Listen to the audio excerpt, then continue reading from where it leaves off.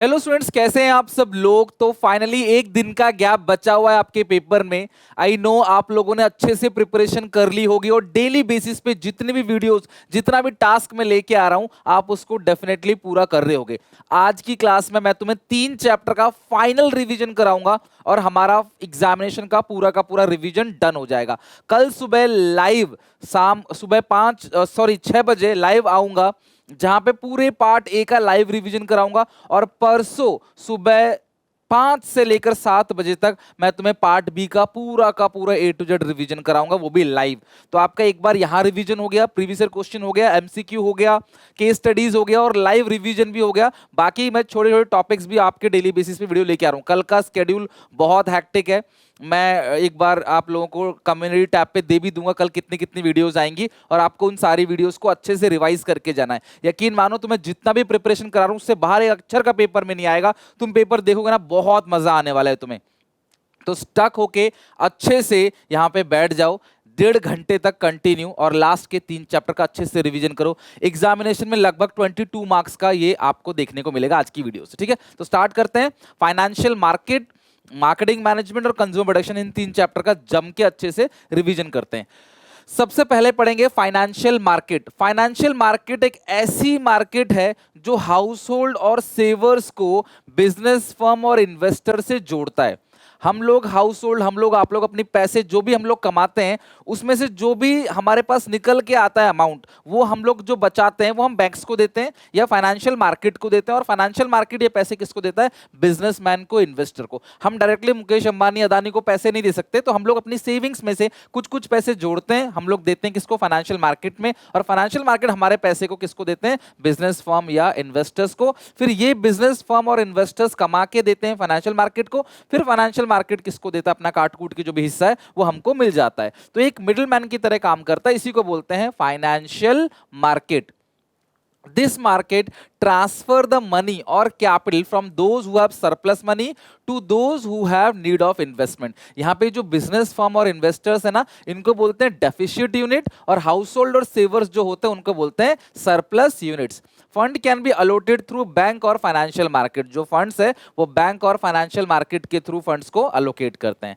Financial market के जो functions हैं, वो क्या क्या फंक्शंस हैं फाइनेंशियल मार्केट के? सबसे पहला, mobilisation of savings and channelising them into most productive use. यानी कि जो आपके पैसे को ना मोबिलाइज करते हैं, मूव करते हैं, इस तरीके से आपके पैसे को मूव करेंगे ताकि उसका सबसे ज्यादा प्रोडक्टिव यूज हो सके। आपके पास 10 लाख रुपए की सेविंग्स हो गई है, आप अगर उसे एफडी में डालोगे ना, तो आपको बहुत कम रेट ऑफ इंटरेस्ट मिलेगा। तो बैंक क्या बोलती है कि इस पैसे को एफडी में मत डालो, इस पैसे को यहां इन्वेस्ट करो, वहां 12% रिटर्न है, म्यूचुअल फंड्स में, स्टॉक मार्केट में, वहां पे इन्वेस्ट करो तो हमें अच्छा रिटर्न मिलता है। तो ये जो फाइनेंशियल मार्केट है ना, इसका काम क्या है कि हमारे पैसे को मोबिलाइज यानी मूव करता है और कुछ ऐसी जगह चैनलाइज करता है जहां से हमें रिटर्न जो है वो सबसे ज्यादा मिले। It helps in price discovery. ये जो फाइनेंशियल मार्केट है, यही मार्केट जो स्टॉक्स और सिक्योरिटीज के प्राइस को डिसाइड करता है। ये लिक्विडिटी प्रोवाइड करता है फाइनेंशियल एसेट्स को, यानी कि आप आसानी से अपने इन्वेस्टमेंट्स को कभी भी बेच सकते हो। और फाइनेंशियल मार्केट आपको मार्केट की पूरी इंफॉर्मेशन देता है, जिसकी वजह से आपको एक्स्ट्रा पैसे खर्च नहीं करने पड़ते उस इंफॉर्मेशन को गैदर करने के लिए। जो भी इंफॉर्मेशन है मार्केट की, मार्केट में होने वाले स्टॉक्स की, इनके पुराने ईयर्स का जो डेटा है, पहले इस कंपनी ने कितना अच्छा परफॉर्म किया है, कंपनी का प्रॉफिटेबिलिटी कैसा है, लास्ट 10 ईयर्स में स्टॉक्स ने क्या परफॉर्म किया है, वो सारी इंफॉर्मेशन आपको दे देता है, जिसकी वजह से आपका एक्स्ट्रा खर्चा नहीं लगता। तो यानी कि रिड्यूस कॉस्ट ऑफ ट्रांजैक्शन है। Financial market provide ready information so that no money is spent by the investor to collect information. ये इसका कीवर्ड है, ध्यान रखना। और सबसे पहला है मोबिलाइज वाले में, transfer savings of household to corporate sector. इसका क्लास ये क्या है? Keyword. Facilitate price discovery, demand and supply of financial market, fix the price. Financial market में डिमांड सप्लाई के अकॉर्डिंग प्राइस को फिक्स किया जाता है। Provide liquidity by selling security in financial market, any time investor can convert their savings into cash. तो investors कभी भी अपनी सेविंग्स को कैश में कन्वर्ट कर सकता है इजीली। यानी कि ये 4 पॉइंट इसके फंक्शंस हैं, ये चारों उसके कीवर्ड्स हैं। Okay, functions of financial market में सबसे पहला, it facilitate the transfer of savings from savers to investor, ये मैंने बता दिया आपको एनसीईआरटी के according. Holder of asset can readily sell their financial asset through the mechanism of financial market, कभी भी बेच सकते हैं यानी कि लिक्विडिटी। अगला reduce cost, it help to save time effort, ये पेपर में क्लास आ चुका है पहले इसलिए थोड़ा इसको सीरियसली लो। It helps to save time यानी जो फाइनेंशियल मार्केट है आपका समय बचाता है, आपके एफर्ट बचाता है, आपके पैसे बचाता है, दोनों के लिए, बायर्स के भी सेलर्स के लिए भी। Of financial asset would have to otherwise spend a lot of money to find each other. तो देखो फाइनेंशियल मार्केट क्या करता है, जो सेवर्स है और बोरोवर्स इनको मिलाता है। अगर ये नहीं मिलाएगा तो इनको ढूंढने में ना काफी खर्चा आएगा। जैसे मान लो मुझे कोई मान लो मशीन चाहिए, अब उस मशीन के डीलर को ढूंढूंगा ना तो मुझे बहुत समय लगेगा, बहुत पैसा भी खर्च होगा। तो मैं अमेजन पे सीधे सर्च करता हूँ, गूगल पे सर्च करता हूँ, इंटरनेट पे कोई वेबसाइट है वो मुझे आसानी से उसके डीलर्स के नंबर प्रोवाइड करा देती है जहां से मैं डील कर लेता हूँ, या फिर मैं डायरेक्टली परचेज कर सकता हूँ वहां से, तो मेरा काफी टाइम और एनर्जी जो है वो बचता है, राइट। तो ये फायदा है रिड्यूस कॉस्ट ऑफ ट्रांजेक्शन का। नेक्स्ट है फाइनेंशियल मार्केट, दो टाइप की मार्केट है, मनी मार्केट और capital market. Short term funds के लिए होता है मनी मार्केट, लॉन्ग टर्म और मीडियम फंड्स के लिए क्या होता है, कैपिटल मार्केट। तो मनी मार्केट क्या है, market for short term, market for working capital, और इंस्ट्रूमेंट्स ऑफ मनी मार्केट को हम लोग नियर मनी बोलते हैं। जो मनी मार्केट के इंस्ट्रूमेंट्स हैं like treasury bills, call money, call rate, but वो हमें पढ़ना नहीं है डिटेल में। और जो कैपिटल मार्केट होता है वो मार्केट फॉर लॉन्ग टर्म है और मार्केट फॉर फिक्स कैपिटल है। मनी मार्केट जो मार्केट है वो मार्केट फॉर वर्किंग कैपिटल है, नहीं वर्किंग कैपिटल की रिक्वायरमेंट अगर है आपको, तो आप छोटे पैसे, कम पैसे की जरूरत है तो मनी मार्केट में जाओगे। लंबे समय के लिए पैसे चाहिए तो आप कहां जाओगे, कैपिटल मार्केट के अंदर। तो मार्केट दो टाइप के होते हैं, money market, capital market. So money market क्या है? It is a market for short term funds which meant for use for a period up to 1 year. It is the source of finance for working capital, मैंने बता दिया। Money market का कोई geographical location नहीं है। These are low risk, high liquid and unsecured. Unsecured भी है, low risk भी है और हाईली लिक्विड भी है। अब एनसीईआरटी क्या कहता है, these assets are close substitute for money. ये बिल्कुल मनी का क्लोज सब्स्टिट्यूट है, मतलब हाईली लिक्विड है, आप इजीली इसको कैश में कन्वर्ट कर सकते हो। It is a market where low risk, unsecured and short term debt instruments that are highly liquid are issued and actively traded every day. It has no physical location but is an activity conducted over the telephone and through the internet. Online और telephone के through class ये trade होता है, इसका कोई fix geographical location नहीं है जहां जाके क्लास आप ट्रेड कर सको। अच्छा, कैपिटल मार्केट ध्यान रखना, capital market is a market for medium and long term funds. It includes all organisation और institutions that provide long term और medium term fund. It does not include instruments और institutions which provide finance for short term up to 1 year. Common instruments कौन से हैं? देखो, जो capital market के instruments है वो है share, debentures, loan, public deposit, mutual fund, bond etcetera. ये सारे के सारे कैपिटल मार्केट के इंस्ट्रूमेंट्स हैं। एनसीईआरटी क्या कहता है कैपिटल मार्केट के बारे में? It direct these savings into their most productive use, leading to growth and development of the economy.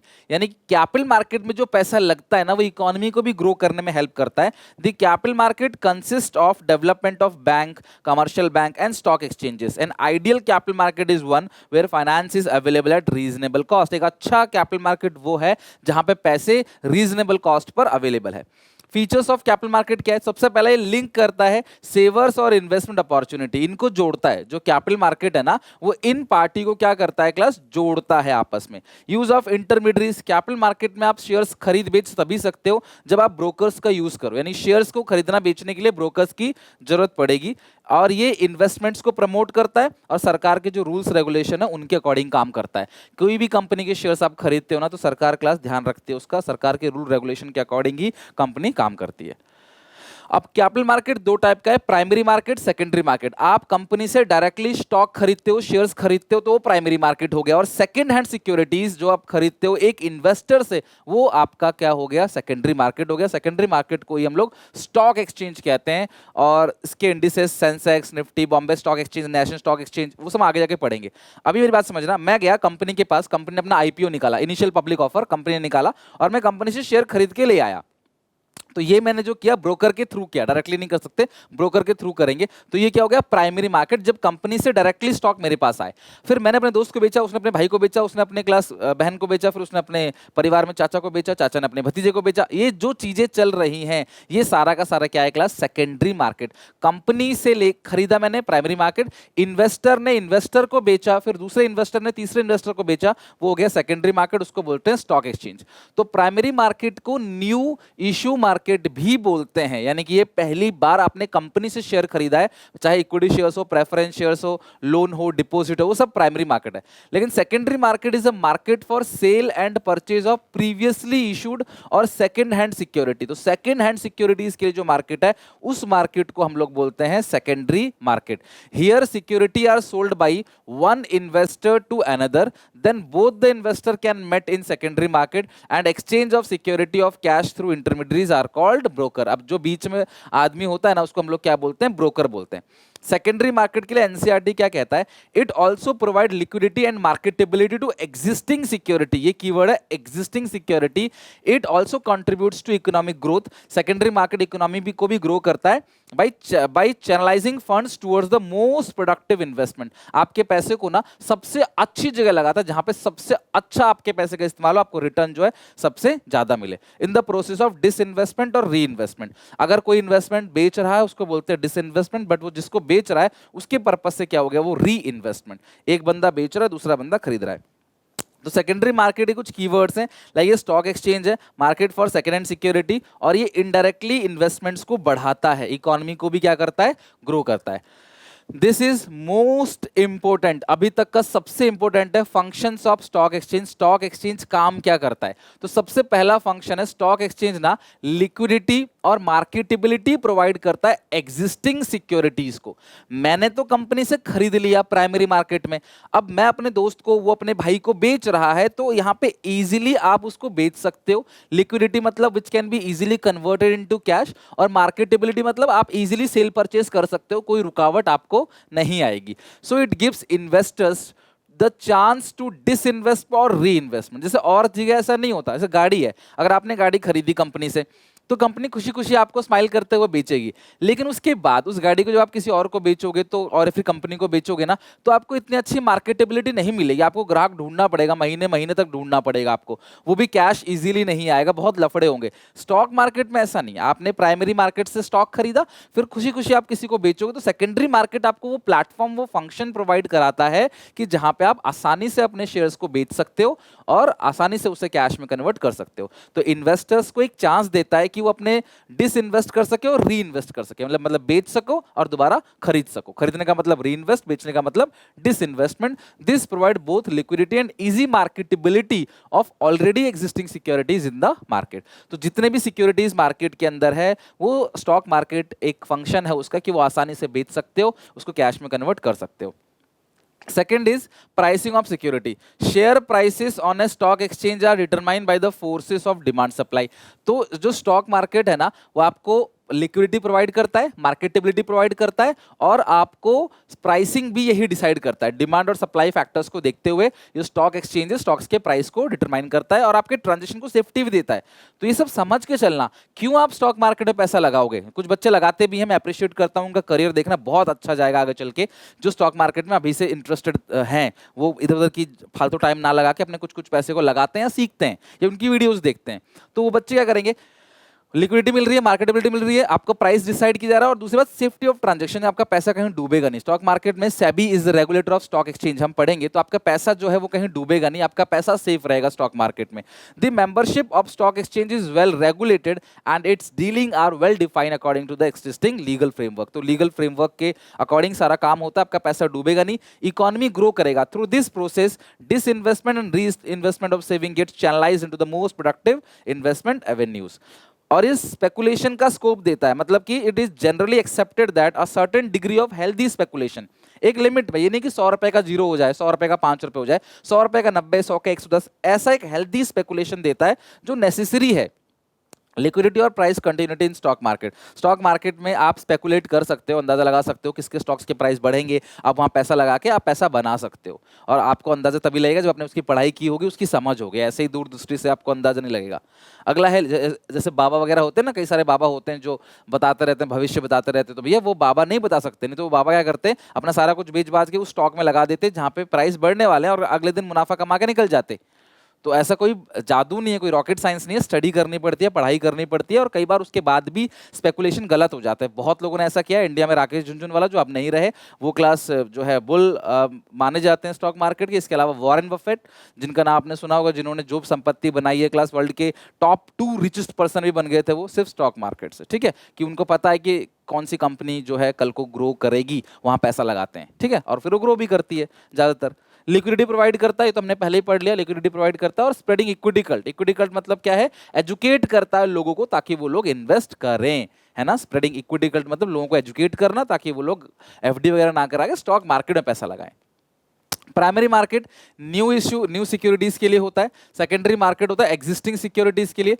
Primary market में securities are issue by company, securities company द्वारा इशू किया जाता है, जबकि securities are transfer from one investor to another. तो secondary market में जो securities है वो एक इन्वेस्टर से दूसरे इन्वेस्टर्स को ट्रांसफर किया जाता है। प्राइमरी मार्केट का कोई जियोग्राफिकल लोकेशन नहीं है, जबकि सेकेंडरी मार्केट का फिक्स्ड जियोग्राफिकल लोकेशन है, फिक्स एरिया है, वर्किंग आर है। तो वो इसी वर्किंग आर के अंदर काम करेगा जिसमें क्लास उसका टाइम है। जैसे अभी हाल फिलहाल में आपने न्यूज़ सुना होगा कि जो बजट आया था, तो उसमें बोला गया था कि बजट में स्टॉक मार्केट जो है वो ओपन रहेगा, right. All companies are entered in raise capital. Primary market में कोई भी कंपनी एंटर कर सकती है, जबकि सेकेंडरी मार्केट में सिर्फ लिस्टेड कंपनी ही एंटर करती है। प्राइसिंग ऑफ सिक्योरिटी यहाँ पे फिक्स कौन करता है, मैनेजमेंट। यहाँ पे सिक्योरिटी का प्राइस कौन फिक्स करता है, डिमांड और सप्लाई। ध्यान रखना, यह डिमांड सप्लाई यहाँ पे कंपनी खुद फिक्स करेगी। आई नो ये बहुत हेक्टिक टाइम है, इस टाइम आप बहुत ज्यादा मेहनत कर रहे हो, बहुत बड़ी बड़ी वीडियोस देख रहे हो, लेकिन यही जो मेहनत है ना, ये रंग लाएगी और आपके बोर्ड एग्जामिनेशन का अच्छा रिजल्ट आएगा। और ये सारी मेहनत सीयूईटी में भी काम आएगा और आपको अच्छा कॉलेज मिलेगा, ड्रीम कॉलेज। तो ये जो 2-3 महीने है ना, जम के मेहनत करो। एग्जाम तो चल ही रहे हैं, साथ में अगले महीने भी आपके एग्जाम चलेंगे, उसके बाद आपके सीयूईटी एग्जाम चलेंगे। इसमें अगर तुम घुट के मेहनत कर लोगे ना, यकीन मानो तुम्हारी लाइफ जो है ना वो बेहतर हो जाएगी। और जैसे ही तुम देखो कॉलेज में एंटर करोगे ना, तुम्हें जब एक स्टारडम मिलेगा ना कॉलेज का, बहुत फायदा होने वाला है। जो बच्चे साहस इसी में जाते हैं ना, रियली बात करो उनसे तो यार लेवल ही अलग होता है उनको। तो आप भी मेहनत कर सकते हो, मेहनत करोगे तभी मिलेगा, हार्डवर्क करना पड़ेगा। जब मैं यहाँ खड़े होकर दिन रात वीडियो बना रहा हूँ, सुबह दोपहर शाम खाना पीना सब छोड़ रखा है, कुछ ना नींद आती है ना कुछ, गला खराब हो रखा है, स्टिल मैं काम कर रहा हूँ। तो यार आपको भी काम करना है, ठीक है। अगला है डिफरेंस बिटवीन कैपिटल मार्केट और मनी मार्केट। और एक भी चीज छुड़वा नहीं रहा मैं कि वीडियो को छोटी कर दूं कि बस आधे घंटे की वीडियो देख लो 100 नंबर आ जाएंगे, ऐसा नहीं है। वीडियोस में सब कुछ करा रहा हूं आपको, ठीक है, ताकि कुछ ना छूटे, क्योंकि मैं पूरे 80 आउट ऑफ 80 का आपको तैयारी करा रहा हूं। कैपिटल मार्केट के पार्टिसिपेंट्स कौन कौन है, financial institutions, bank, company, foreign investors और रिटेल इन्वेस्टर। लेकिन मनी मार्केट के पार्टिसिपेंट्स कौन कौन से हैं, private company, public company, bank, institution, ये सब है बस, ठीक है। इसके अंदर फॉरेन इन्वेस्टर्स वगैरह नहीं है। कैपिटल मार्केट जो है वो मीडियम और लॉन्ग टर्म में डील करता है, मनी मार्केट होता है शॉर्ट टर्म के लिए। कैपिटल मार्केट के जो इंस्ट्रूमेंट्स हैं वो शेयर है, डिबेंचर्स है, बॉन्ड है, जबकि इसके ट्रेजरी बिल्स, कमर्शियल पेपर, ये सारे हैं। ये लेस लिक्विड होता है और मोर रिस्क है, मोर रिटर्न। ये हाईली लिक्विड होता है, मनी मार्केट जो है छोटे समय के लिए होता है, तो रिस्क भी कम है और रिटर्न भी कम है। यही है असली स्टॉक मार्केट, कैपिटल मार्केट जो है, ठीक है। इसके अंदर जो सेकेंडरी मार्केट है उसी को स्टॉक मार्केट बोलते हैं। ये फिक्स कैपिटल रिक्वायरमेंट के लिए होता है और ये शॉर्ट टर्म होता है, तो वर्किंग कैपिटल रिक्वायरमेंट के लिए होता है। अब हम बात करते हैं द मोस्ट इंपोर्टेंट टॉपिक इस चैप्टर में। ज्यादा नहीं, सिर्फ 5 से 6 पॉइंट आप याद करें ना, यकीन मानो उससे बाहर नहीं आएगा। कॉन्ट्रैक्ट नोट तक आप याद कर लोगे ना, उससे बाहर नहीं आएगा। तो आप ट्रेडिंग कैसे करते हो, ऑनलाइन ट्रेडिंग करने का प्रोसीजर क्या है, यानी कि जो ऑनलाइन आप ट्रेड करते हो उसका प्रोसेस क्या है। तो before selling the securities through stock exchange, the companies have to get securities listed. कोई भी कंपनी स्टॉक एक्सचेंज, कोई भी कंपनी जो है वो स्टॉक एक्सचेंज में शेयर्स इशू करके फंड्स तभी रेज करेगी जब वो लिस्टेड होगी, यानी कंपनी की लिस्ट में उसका नाम होगा। रजिस्ट्रार ऑफ कंपनी के पास जो लिस्ट होती है ना, उस लिस्ट में उसका नाम होगा, तभी वो ये काम कर सकता है। कहने का मतलब क्या है, जो कंपनी है ना उसको, उसका साउंडनेस चेक किया जाएगा, कैसी कंपनी है, कितना पैसा कंपनी के पास, क्या मार्केट कैपिटलाइजेशन है, वो सारी चीजें जितनी भी है ना वो सब कुछ चेक किया जाएगा और फिर जाके लिस्ट में नाम आएगा, तब जाके वो शेयर्स इशू कर पाएंगे। तो यहाँ पे कुछ कुछ प्रोसेस है। तो सबसे जो पहला प्रोसेस इसके अंदर आप देखोगे वो है कि ब्रोकर्स को सिलेक्ट करना, सिलेक्शन ऑफ ब्रोकर, कि ब्रोकर कौन होगा। ब्रोकर को आपका पैन कार्ड, आपका आधार कार्ड, आपका बैंक अकाउंट डिटेल, आपका क्लास बिजनेस का जो भी ऑक्यूपेशन रजिस्ट्रेशन है वो देना पड़ेगा अगर कोई बिजनेस है तो। इसके अलावा आप अगर इंडिविजुअल हो तो आपको अपने सर्टिफिकेट्स वगैरह देने पड़ेंगे कुछ, इसके अलावा एक केवाईसी करानी पड़ेगी, एक फॉर्म भरना पड़ेगा ना, रजिस्ट्रेशन फॉर्म। उसके बाद आपका डीमैट अकाउंट खुल जाएगा। डीमैट अकाउंट होता क्या, सिंपल सी बात है, पहले शेयर्स पेपर फॉर्मेट में मिलते थे, अब शेयर्स आपके अकाउंट के अंदर डायरेक्टली क्रेडिट हो जाते हैं। तो कौन सा अकाउंट खुलेगा, जहां पे शेयर्स आ गए, जहां पे शेयर बेचते हो शेयर चला जाए, that is called demat account, dematerialisation. Demat account एक बैंक अकाउंट की तरह होता है, जैसे बैंक अकाउंट में पैसा आता है पैसा जाता है, उसी तरीके से डीमैट अकाउंट में शेयर्स आते हैं और शेयर्स जाते हैं। ठीक है, प्लेसिंग ऑर्डर, आप ऑर्डर प्लेस करोगे, ऑर्डर प्लेस यहाँ पे थर्ड पे ऑर्डर प्लेस करोगे, फिर आपका शेयर का प्राइस मैच होगा, प्राइस मैच होने के बाद आपको क्लास एक ऑर्डर आपका एग्जीक्यूट होगा, आपको क्लास ट्रांजैक्शन कंफर्मेशन स्लिप मिल जाएगी। उसके बाद फिर क्लास विद इन 24 आवर्स आपको क्या मिलेगा, कॉन्ट्रैक्ट नोट मिलेगा। ध्यान रखना, ये जो कॉन्ट्रैक्ट नोट है ना, इस नोट के अंदर सारी डिटेल्स लिखी रहती है, ये लीगल डॉक्यूमेंट की तरह काम आता है। फिर शेयर्स डिलीवरी होगी या मेकिंग पेमेंट, अगर शेयर बेच रहे हो तो क्लास आप शेयर्स को डिलीवर कर दोगे, खरीद रहे हो तो आप पेमेंट कर दोगे। ठीक है, और फिर उसके बाद सेटलमेंट साइकिल। तो ये सारे पॉइंट्स हैं सिलेक्शन प्रोसीजर के जो आपको ध्यान रखना है। डीमैट अकाउंट का कीवर्ड क्या है, conversion of paper material from share certificate into electronic entry. अगर किसी के पास शेयर सर्टिफिकेट है जो पहले इशू किए जाते थे, तो वो शेयर सर्टिफिकेट को दे देंगे बैंक में, और बैंक क्या करेगा, ये जो फाइनेंशियल मार्केट है, स्टॉक मार्केट है, वो क्या करेगा, उसको कन्वर्ट कर देगा आपके इलेक्ट्रॉनिक में, तो आपके अकाउंट में शेयर्स क्रेडिट हो जाएंगे।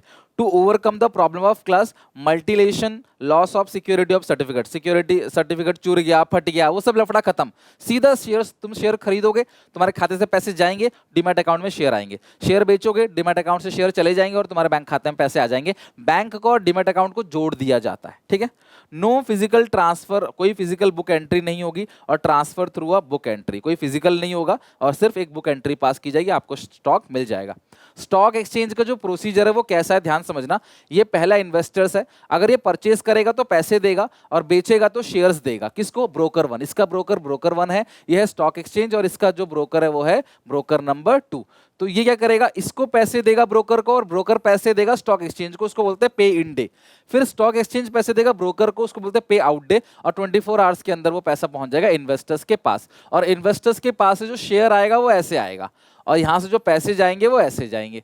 तो ये लाइन बाय लाइन चलता है। और जो ट्रांजैक्शन की डेट होती है ना, रोलिंग सेटलमेंट साइकिल, वो T+2 डेज की होती है, टुडे और +2 डेज, यानी जिस दिन ट्रांजैक्शन हुआ है वो वाला दिन प्लस 2 दिन के अंदर ये सेटलमेंट हो जाता है। तो पे इन डे कौन सा होता है, जहां ब्रोकर 1 से स्टॉक एक्सचेंज को पेमेंट जा रही है, और पे आउट डे कौन सा होता है, जहां स्टॉक एक्सचेंज से ब्रोकर 2 को पेमेंट जा रही है। तो ये पूरा का पूरा प्रोसेस है स्टॉक एक्सचेंज का। बड़ा आता है तो आप ये डायग्राम बना के जो इस तरीके से प्रेजेंट करके भी दिखा सकते हो।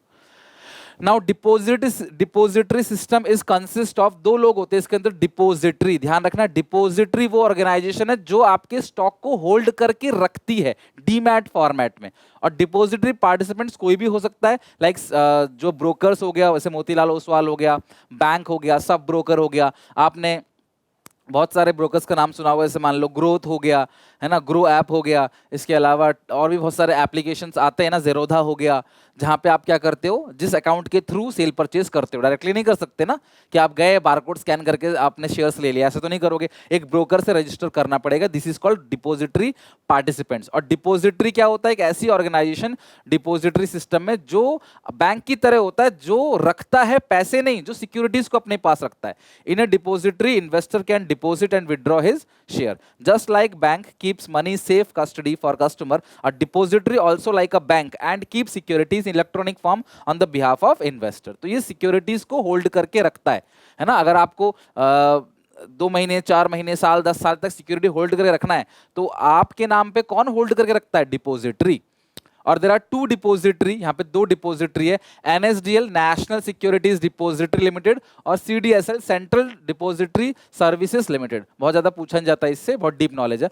और both the depositories hold your financial security like share bond in dematerialised form and facilitate trading in stock exchange, और स्टॉक एक्सचेंज में आपको हेल्प करते हैं, और डीमैट फॉर्मेट में ये अपने पास सिक्योरिटीज को रखते हैं।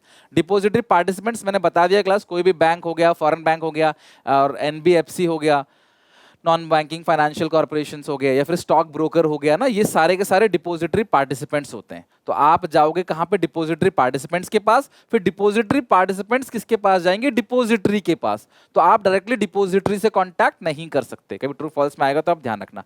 डीपी क्या होता है, एक एजेंट ऑफ डिपॉजिटरी, डिपॉजिटरी का एजेंट है। Investor has to interact only with DP, depository participants, not with the depository for all his dealings in shares in electronic form. As per the SEBI guidelines, any financial institution, this share broker, bank etcetera can become DP after registration with SEBI.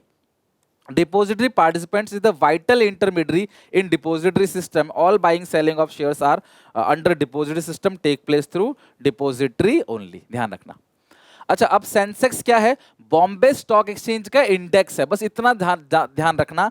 Bombay stock exchange का जो index है वो क्या है, Sensex, और इसके अंदर 30 stocks, जो 30 बड़े स्टॉक्स होते हैं ना, उनका प्राइस लेके डिसाइड किया जाता है कि इनके स्टॉक मार्केट का पॉइंट ऊपर जा रहा है नीचे जा रहा है। स्टॉक मार्केट बढ़ता चला जा रहा है, शेयर्स के प्राइस बढ़ते चले जा रहे हैं, बुलिश पीरियड, डाउन हो रहा है तो बेरिश पीरियड, ठीक है, ध्यान रखना। There are 23 stock exchange in India. Bombay stock exchange जो है और नेशनल स्टॉक एक्सचेंज जो है वो सब बड़े स्टॉक एक्सचेंज है। निफ्टी की बात करें, निफ्टी नेशनल स्टॉक एक्सचेंज है और वो इंडेक्स है, जो निफ्टी है नेशनल स्टॉक एक्सचेंज का इंडेक्स है, और इसके अंदर जो टॉप 50% स्टॉक्स हैं उनके प्राइस लेने के बाद ये मार्केट डिसाइड करता है कि निफ्टी ऊपर जा रहा है या नीचे आ रहा है, पर दोनों का रिजल्ट ऑलमोस्ट सेम रहता है। बीएसई जो है ना, formerly known as Bombay stock exchange, was establish in 1875, आजादी से देखो कितने पहले, एंड वाज एशिया का फर्स्ट स्टॉक एक्सचेंज है, पहला स्टॉक एक्सचेंज है जिसने क्लास जो है स्टार्ट हुआ इंडिया में, पूरे एशिया का, जो कैपिटल को रेज करता है। स्टॉक एक्सचेंज ना इकोनॉमी को ग्रो करने में ना बहुत हेल्प करता है, ध्यान रखना। स्टॉक एक्सचेंज मस्ट है, वो इकोनॉमिक बैरोमीटर है, इकोनॉमी की ना इमेज जो है वो स्टॉक एक्सचेंज से दिखता है। कंपनी, कोई भी कंट्री का स्टॉक एक्सचेंज है ना, वो बता देगा कंट्री की हालत कैसी है, ठीक है। तो अगला है डीमेटलाइजेशन, बता चुका हूं class. The process of holding securities in electronic form is called dematerialisation. This is mainly done to eliminate the problem like theft, fake, forge transfer, delay, paperwork. जितने भी शेयर सर्टिफिकेट्स के पास थे ना फिजिकल फॉर्मेट में जो भी होते थे, उन सबको क्लास खत्म कर दिया।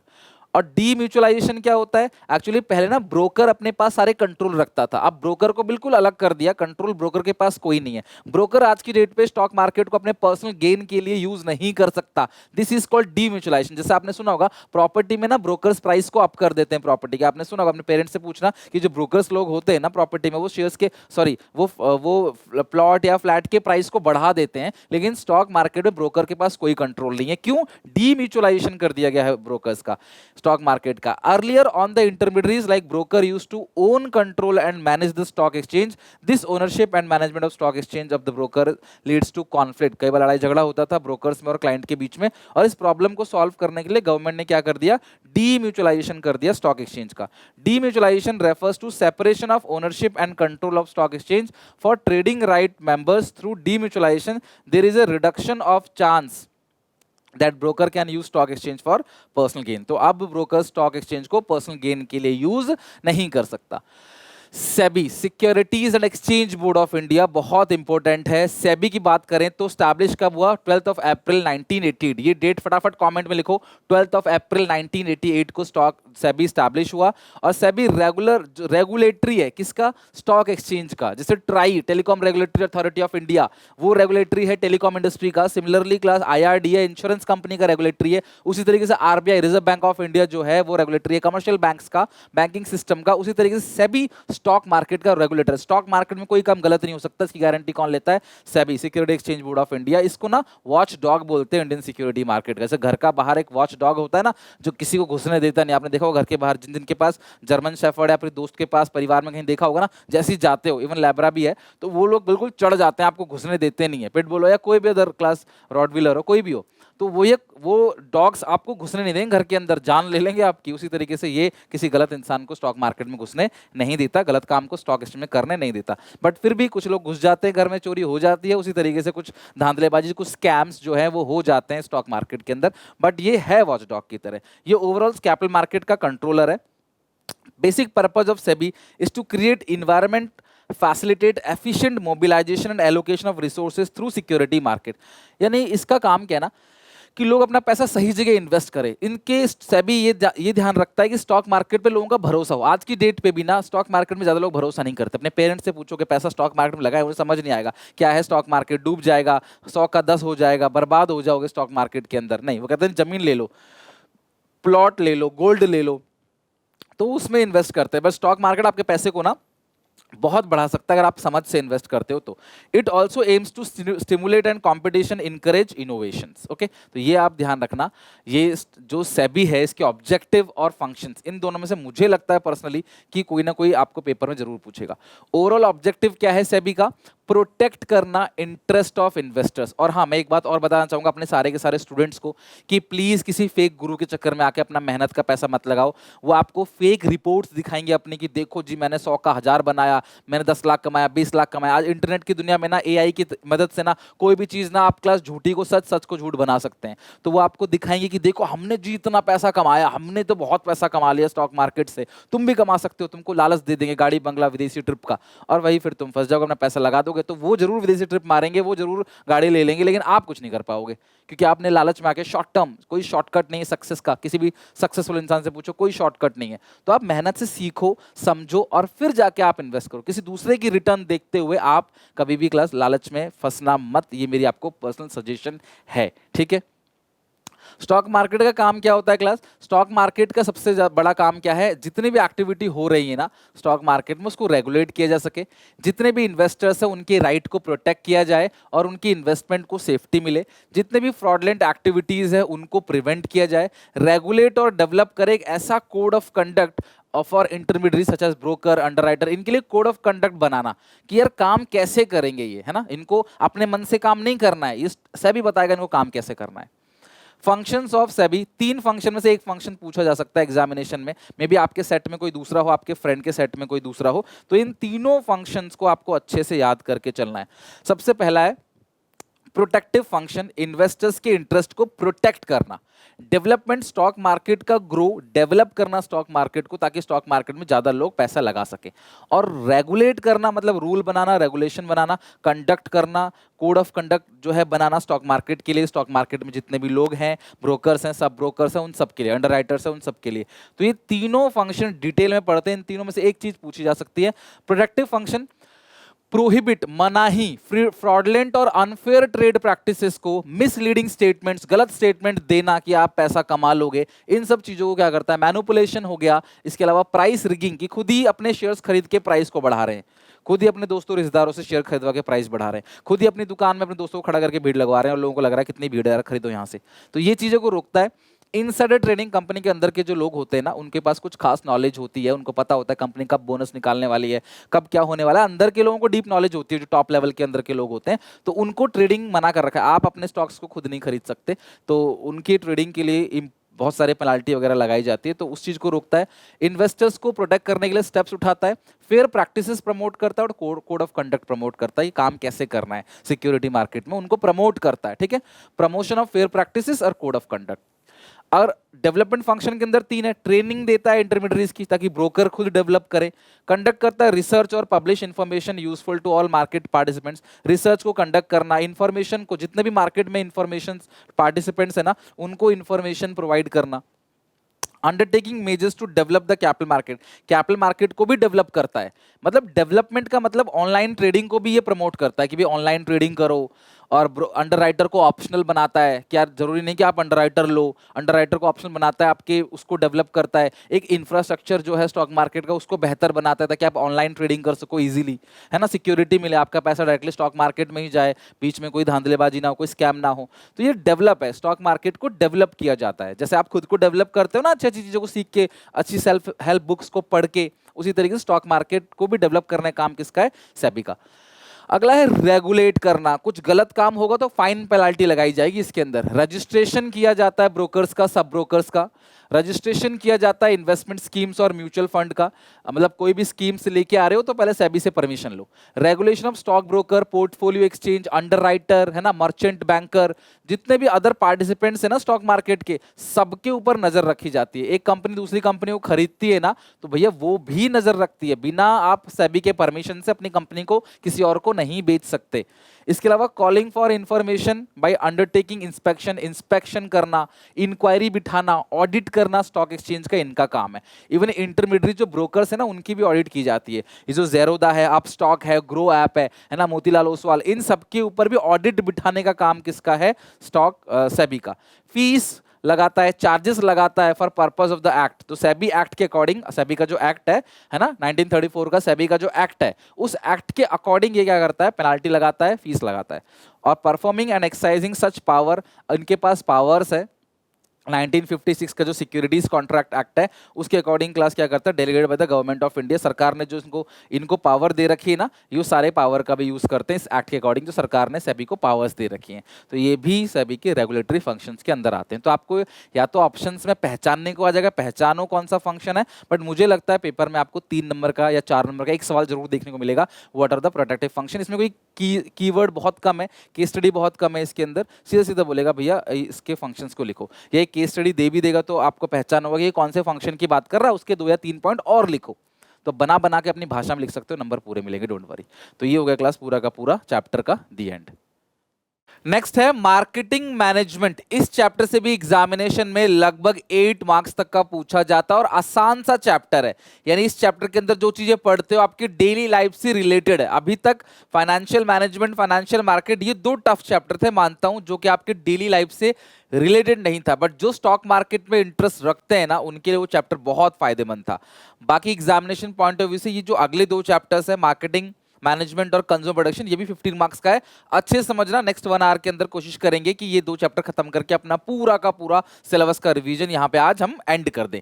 मार्केटिंग बेसिकली होती क्या है, उससे पहले हम समझते हैं मार्केट क्या है। तो मार्केट एक प्लेस है जहां पे बायर्स और सेलर्स गैदर होते हैं और बाइंग और सेलिंग एक्टिविटी करते हैं।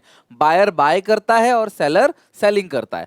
और मार्केटिंग क्या है? एक प्रोसेस है जहां पे लोग एक्सचेंज करते हैं गुड्स एंड सर्विसेज को फॉर मनी और समथिंग वैल्यूएबल टू देम। तो मार्केटिंग क्या है? एक प्रोसेस है एक्सचेंज का, जहां सामान के बदले पैसे आपको देने पड़ते हैं। इस पूरे के पूरे एक्सचेंज प्रोसेस को मार्केटिंग बोलते हैं। और मार्केटिंग मैनेजमेंट का मतलब क्या है? Management of all the activity related to market. Market में जितनी भी एक्टिविटी है, चाहे प्रोडक्शन हो, सेल हो, परचेज हो, और मार्केटिंग आपको पता है प्रोडक्शन से बहुत पहले चालू हो जाता है और सेल्स के बाद भी चालू रहता है marketing.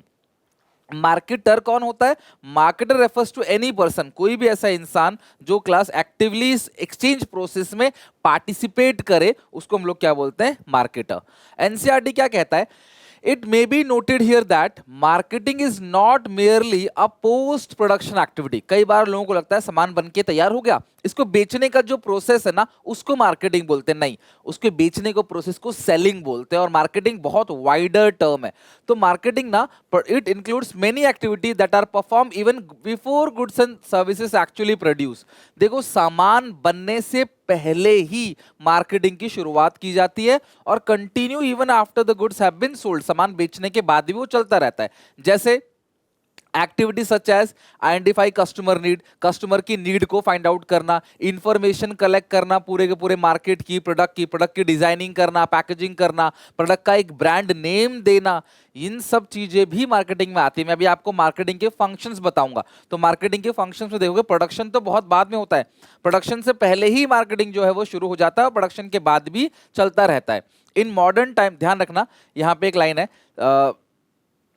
Perform before the commencement of actual production. Similarly many follow up activity भी की जाती है मार्केटिंग के अंदर for maintaining good customer relation, for procuring repeat sales. In modern time emphasise is place on describing marketing as a social process. It is a process where by, एक social process है marketing, मतलब समाज के भले के लिए ही marketing की जाती है। कस्टमर की नीड वांट्स को देखा जाता है, उसको पूरा किया जाता है और कस्टमर को सपोर्ट सर्विसेज भी दी जाती है सेल्स के बाद। It is a process where by people exchange goods and services for money और something valuable to them. Philip Kotler कहते हैं मार्केटिंग क्या एक सोशल प्रोसेस है by which individual groups obtain what they need and want through creating offering and freely exchange of products and services with value with others. तो Philip Kotler साहब ने definition दी है जो क्लास आपको examination में true false के basis पे पूछा जा सकता है। फीचर्स की बात करें, मार्केटिंग में सबसे पहला फीचर है नीड और वांट। नीड क्या होता है? Basic necessity. जैसे प्यास लगी है तो आपको पानी चाहिए, तो वो नीड है। लेकिन जूस पीना है आपको, है ना, शरबत पीना है, तो वो चीज क्या हो गया आपका वांट। और डिमांड क्या होता है? जो कि परचेसिंग पावर के साथ करते हो, मतलब जो पैसा लेके या पैसा रख के आप डिमांड करते हो उसको बोलते हैं डिमांड। तो मार्केटिंग में कस्टमर की नीड वांट डिमांड्स को देखा जाता है, उसके अकॉर्डिंग उसे पूरी की जाती है। इन other words, the focus of marketing process is on satisfaction of the need and wants of individual and organization। तो मार्केटिंग का मेन फोकस क्या है कि लोगों की नीड और वांट्स को पूरा करना, मतलब जो आपकी जरूरत है, जो आपकी वांट्स हैं, उनको पूरा करना ही मार्केटिंग का मेन पर्पस है। Creating market offering, features of marketing में पहला है नीड एंड वांट्स, दूसरा create market offering. Market offering का मतलब क्या है? Adding more feature like size, quality, taste etcetera, every type of customer की नीड को हम लोग पूरा करेंगे। जैसे आईफोन आता है तो सस्ता वाला भी आता है, नॉर्मल वाला आईफोन जो है 70-80 हज़ार का। एक आता है 1 लाख से 1.25 लाख के बीच का आईफोन आता है, प्रो बोलते हैं उसको ना, 3 कैमरे वाला। फिर एक प्रो मैक्स आता है जो 10-15 हज़ार रुपए और फालतू होता है उससे। रेट मुझे एग्जैक्टली पता नहीं, मुझे समझाना चाह रहा हूं कि हर टाइप के कस्टमर को केटर करने के लिए कंपनी प्रोडक्ट बनाती है। गाड़ियों में भी ऐसी होता है क्लास, एक लॉन्चिंग प्राइस होता है, इसको बेस मॉडल बोलते हैं। फिर एक होता है मिडिल का मॉडल जिसमें कुछ एक्स्ट्रा फीचर्स रहते हैं, और फिर होता है टॉप एंड मॉडल जिसमें सारे फीचर्स कंपनी ऐड करती है। और कंपनी जब टीवी में ऐड दिखाएगी तो टॉप एंड मॉडल का ऐड दिखाएगी, सबसे अच्छे, आपको गाड़ी के सारे फीचर्स दिखा देगी जो टॉप वाला मॉडल का है उसका। लेकिन जो प्राइस नीचे दिखाएगी वो लोअर मॉडल का दिखा देगी कि इतने से शुरू। अब टॉप एंड मॉडल मान लो किसी गाड़ी का 25 लाख का है और वो दिखा रहे हैं 25 लाख के फीचर्स गाड़ी के दिखा रहे हैं टीवी में, और नीचे प्राइस लिखा रहेगा उसका बेस मॉडल आ रहा है ना 12 लाख का या 15 लाख का, उसका प्राइस दिखा देंगे। तो आपको लगेगा वाह ये सारे फीचर्स इसमें मिलेंगे। फिर आप शोरूम में पहुंच जाओगे अपनी बेइज्जती करवाने, वो बोलेगा जी नहीं इसमें तो ये फीचर नहीं है, फीचर तो ऊपर वाले में है, वो जी 25 लाख का है, शुरू वाला जो है वो है 12 लाख का या 13 लाख का या 15 लाख का। तो कंपनी स्ट्रैटेजी अपनाती है, हम आगे पढ़ेंगे इस पूरे चैप्टर के अंदर। तो मार्केट ऑफरिंग का मतलब क्या है? हर एक कस्टमर को ग्रैब करने के लिए आप क्या करो? प्रोडक्ट जो है लॉन्च करो। Offering extra benefit than your competitor, अपने कॉम्पिटिटर से एक्स्ट्रा बेनिफिट दो, उसको बोलते हैं क्रिएट मार्केट ऑफरिंग। तीसरा है कस्टमर वैल्यू, यानी कि प्रोडक्ट की डिजाइनिंग करो। A product will be purchase only if it is perceived to given greatest benefit or value of the money. The job of marketer therefore is to add the value of the product so that customer prefer in relation to the competing product and decide to purchase it। आप भैया कुछ ना कुछ value addition दो ताकि इंसान आपका ही सामान खरीदे। और चौथा है exchange mechanism। The process of marketing involve exchange of product and services for money or something other valuable by the people। यानी पैसे या पैसे के बदले कुछ और जो तुम्हारे लिए वैल्यूएबल हो उससे सामान को एक्सचेंज करना ही क्या कहलाता है? मार्केटिंग कहलाता है। ये एक्सचेंज मैकेनिज्म है। और exchange of price for exchange of goods for a price, इसको बोलते हैं एक्सचेंज, यानी आप केस स्टडी में आ सकता है। और एक्सचेंज के अंदर ना 4 चीजें होती हैं, ध्यान रखना क्लास। सबसे पहला, 2 लोगों का इन्वॉल्वमेंट होना चाहिए। एक पार्टी होगी बायर, दूसरी पार्टी सेलर। बोथ पार्टीज के पास कुछ ना कुछ ऐसा होना चाहिए जो एक दूसरे से वो लेना चाहते हैं, देना चाहते हैं। और दोनों पार्टी की फ्री कंसेंट होनी चाहिए, मतलब पिस्टल के दम पे कोर्जन नहीं होना चाहिए, धमका के मरने मारने की धमकी देके आप सामान जो है खरीद रहे हो, बेच रहे हो, ऐसा नहीं होना चाहिए। फ्री कंसेंट होना चाहिए। और each party is capable of communication and delivery, और हर एक पार्टी जो है कैपेबल है कम्युनिकेशन करने के लिए और डिलीवरी करने के लिए। हर एक पार्टी जो है वो बातचीत कर पाएगी और सामान को डिलीवर भी कर पाएगी। ऐसे झूठा मूठा कुछ मत बोलो जो तुम डिलीवर भी ना कर पाओ, राइट? जो तुम्हारा है ही नहीं, मान लो तुम उसका डील नहीं कर सकते। तो ये चारों चीजें किसके अंदर आते हैं? एक्सचेंज मैकेनिज्म के अंदर। इस पेज से आपको एक क्वेश्चन देखने को मिल सकता है और यह है मार्केटिंग फिलॉसफी। इसके मेन कीवर्ड्स यहां पे ध्यान रखना। 5 तरह के क्लास अलग अलग फिलॉसफीज होती हैं अलग अलग मार्केटर की। पहला है प्रोडक्शन कॉन्सेप्ट।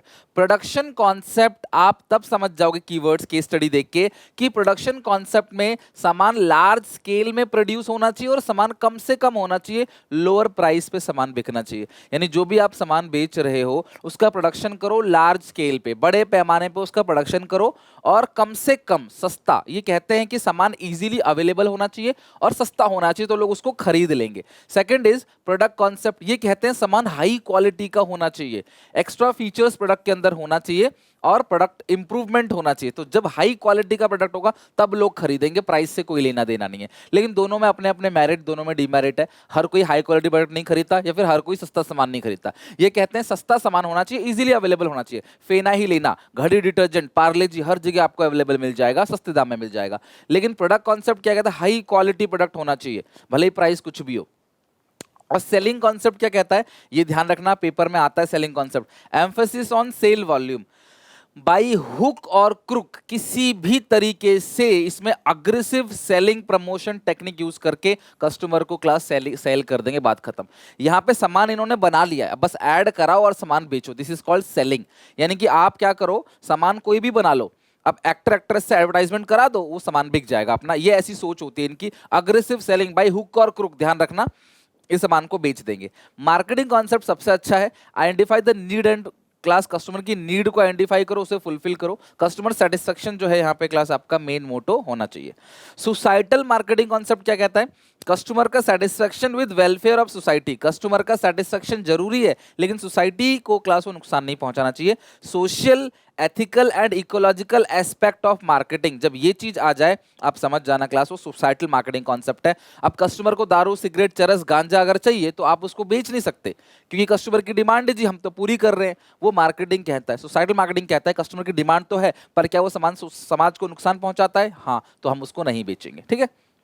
एनसीईआरटी क्या कहता है सोसाइटल मार्केटिंग कॉन्सेप्ट में, apart from the customer satisfaction it pay attention to the social, ethical and ecological aspect of marketing. तो समझ जाना which philosophy, societal marketing concept. Functions of marketing 12 point हैं, एक एक पॉइंट ध्यान से समझ के चलना, आपको बहुत काम आएगा आगे। इवन ये सिर्फ पढ़ाई में ही नहीं, आपको रियल लाइफ में भी बहुत काम आएगा। अगर कल को आप कोई भी अपना बिजनेस चालू करते हो तो ये आपको जरूर काम आएगा। तो मार्केटिंग में सबसे पहला जो पॉइंट होता है वो होता है मार्केट रिसर्च, यानी कि सबसे पहले रिसर्च करो मार्केट की, कि आपकी स्ट्रेंथ क्या है, आपके वीकनेसेस क्या है, आपके पास अपॉर्चुनिटी क्या क्या है, आपके थ्रेट्स क्या क्या है, कौन कौन सी चीजों से आपके बिजनेस को फायदा और नुकसान पहुंच सकता है, आप किस में अच्छे हो किस में बुरे हो। ये सारी चीजें रिसर्च करो कि आप जो प्रोडक्ट बनाने जा रहे हो ऑलरेडी कितने कॉम्पिटिटर हैं, उसके आसपास के जो लोग हैं वो कितनी इनकम कमाते हैं। अब आपको रॉल्स रॉयस का शोरूम हर जगह नहीं मिलेगा, लेकिन ह्यूंडई का शोरूम, मारुति का शोरूम जो है वो आपको हर जगह मिल जाएगा। तो डिपेंड करता है कि यार यहाँ के लोग कैसे हैं। अब वो जो शोरूम मिलेंगे, बड़ी गाड़ियों के शोरूम जो मिलेंगे आपको, BMW, मर्सिडीज वगैरह, वो मिलेंगे पॉश एरिया में, यहाँ पे वहाँ लोग रहते हैं, तो वो आसपास गुजरेंगे, वो उसे लेने का सोच सकते हैं। तो आपको ये सब चीज, पूरी मार्केट, लोग कितना पैसा कमाते हैं, कितनी एज है उनकी, उनका प्रेफरेंस किस चीज का है, ये सारी चीजें आपको रिसर्च करनी पड़ेगी। अब वृंदावन, मथुरा, कटरा जैसे इलाके में आप जो है वो नॉनवेज का रेस्टोरेंट नहीं खोल सकते, KFC वहां पे नहीं चलेगा, तो वहां पे आपको वेज रेस्टोरेंट ही खोलने पड़ेंगे, वहां की श्रद्धा लोग रखते हैं, तो उसको देखना पड़ेगा सब। आप उसको अवॉइड किए बिना आप बिजनेस नहीं कर सकते किसी कीमत पे। तो पहला है gathering and analysing the market information. दूसरा है मार्केट प्लानिंग। मार्केट प्लानिंग का मतलब क्या है कि आप प्लान करो कि यार आप गोल को कैसे अचीव करोगे, आपका टारगेट क्या है, मतलब मार्केट के बारे में पूरा प्लान करना, कैसे प्रोडक्शन करोगे, कैसे सेल्स करोगे, ये सारी चीजें प्लान कर लेना। मार्केट प्लानिंग के बाद कहीं तीसरे नंबर पे प्रोडक्ट की डिजाइनिंग की जाती है, डेवलपमेंट किया जाता है। डिजाइनिंग वर्ड टेंजिबल गुड्स के लिए किया जाता है और डेवलपमेंट वर्ड इनटेंजिबल गुड्स के लिए किया जाता है। फिर आप देखोगे स्टैंडर्डाइजेशन और ग्रेडिंग। ध्यान रखना, स्टैंडर्डाइजेशन का मतलब क्या है, maintaining quality standards to achieve uniformity. आप एक स्टैंडर्ड मेंटेन करो ताकि आपका हर एक प्रोडक्ट ना एक स्टैंडर्ड का हो, चाहे वो रॉ मटेरियल हो, चाहे वो पैकिंग हो, चाहे वो एडवर्टाइजमेंट हो, आपका पूरा स्टैंडर्ड हो कि हाँ इस स्टैंडर्ड की क्वालिटी हम लोग दे रहे हैं, बहुत अच्छा भी नहीं बहुत बुरा भी नहीं। और ग्रेडिंग का मतलब क्या है, classifying the product on some basis like size, quality. Marketer charge high price for high quality product, जैसे राइस हो गया, वीट हो गया, पल्स हो गया, ठीक है, या अलग अलग टाइप का जो भी आपको अनाज दिखता है ना, वहाँ पे ग्रेडिंग की जाती है कि भैया अच्छी क्वालिटी का अनाज है और तो इसका हाई प्राइस होगा, ये लो क्वालिटी का अनाज है थोड़ा सा लो। आटा भी आता है ना, कोई 50 रुपए किलो का आटा आता है, कोई 20 रुपए किलो, कोई 70 रुपए, कोई 100 रुपए किलो, तो इसको बोलते हैं ग्रेडिंग। अलग अलग बेसिस पे बांट देना। ब्रुक बॉन्ड की चाय आती है yellow level, red level. Parle G भी ग्रेड करने लगा है बिस्किट में, एक नॉर्मल पार्ले जी 5 रुपए की आती है और एक पार्ले जी गोल्ड आता है 10 रुपए का, वो थोड़ा सा अच्छा लगता है गोल्ड वाला, आप देखना, तो वो भी ग्रेडिंग कर दिया गया, 5 वाले खाओ, 10 वाला। अगला है पैकेजिंग और लेबलिंग। प्रोडक्ट हमेशा पैकेट फॉर्म में डिलीवर किया जाता है, तो उसको पैक करना, पैकेजिंग, और पैकेजिंग के ऊपर ना सारी की सारी इंफॉर्मेशन डालना, लाइक बैच नंबर क्या है, या फिर आपका एक्सपायरी डेट क्या है, कोई लीगल वार्निंग अगर है, इंग्रेडिएंट्स क्या क्या डले हुए हैं, कंटेंट क्या क्या है, वो सब किसके अंदर आता है, लेबलिंग के अंदर। फिर आता है branding. Brand name helps creating product differentiation. Brand name आपके प्रोडक्ट को अलग बनाता है, और ब्रांडिंग का मतलब अपने प्रोडक्ट को ना एक ऐसे नाम से बेचो ताकि उस नाम के थ्रू ग्राहक खींचा चलाए, रिपीट सेल्स मिले आपको। तो ब्रांडिंग का मतलब क्या है, किस नाम से बेचोगे, अपने नाम से ही बेचोगे या फिर कोई एक पर्टिकुलर ब्रांड बनाओगे, एरियल, टाइड, सर्फ, डिटॉल, है ना, ये एक ब्रांड नेम बन गया है, ठीक है, रेनबैक्सी, ये सब क्या है क्लास, ब्रांड नेम है। तो ब्रांड नेम से होता क्या है, कस्टमर अटेंशन, लॉयलिटी, कंसिस्टेंसी आपको मिलती है।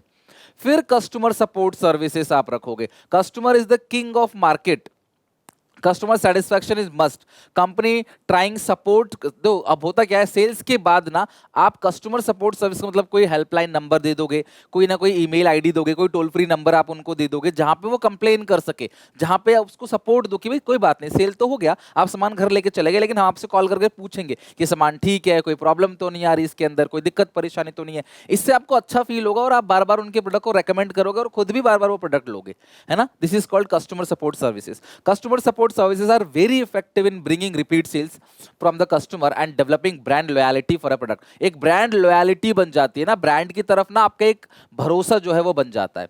अगला है pricing of product। Price is the most crucial element of marketing as customer is highly price sensitive। A little variation in price may take your customer to competitors product। Marketer keeps in mind various factors before deciding the price। Class ध्यान रखना, price is important factors affecting the success or failure of a product in the market। तो वो कौन सा factor है जो most crucial है, जो किसी प्रोडक्ट के सक्सेस और फेलियर को डिसाइड करेगा, वो है प्राइस।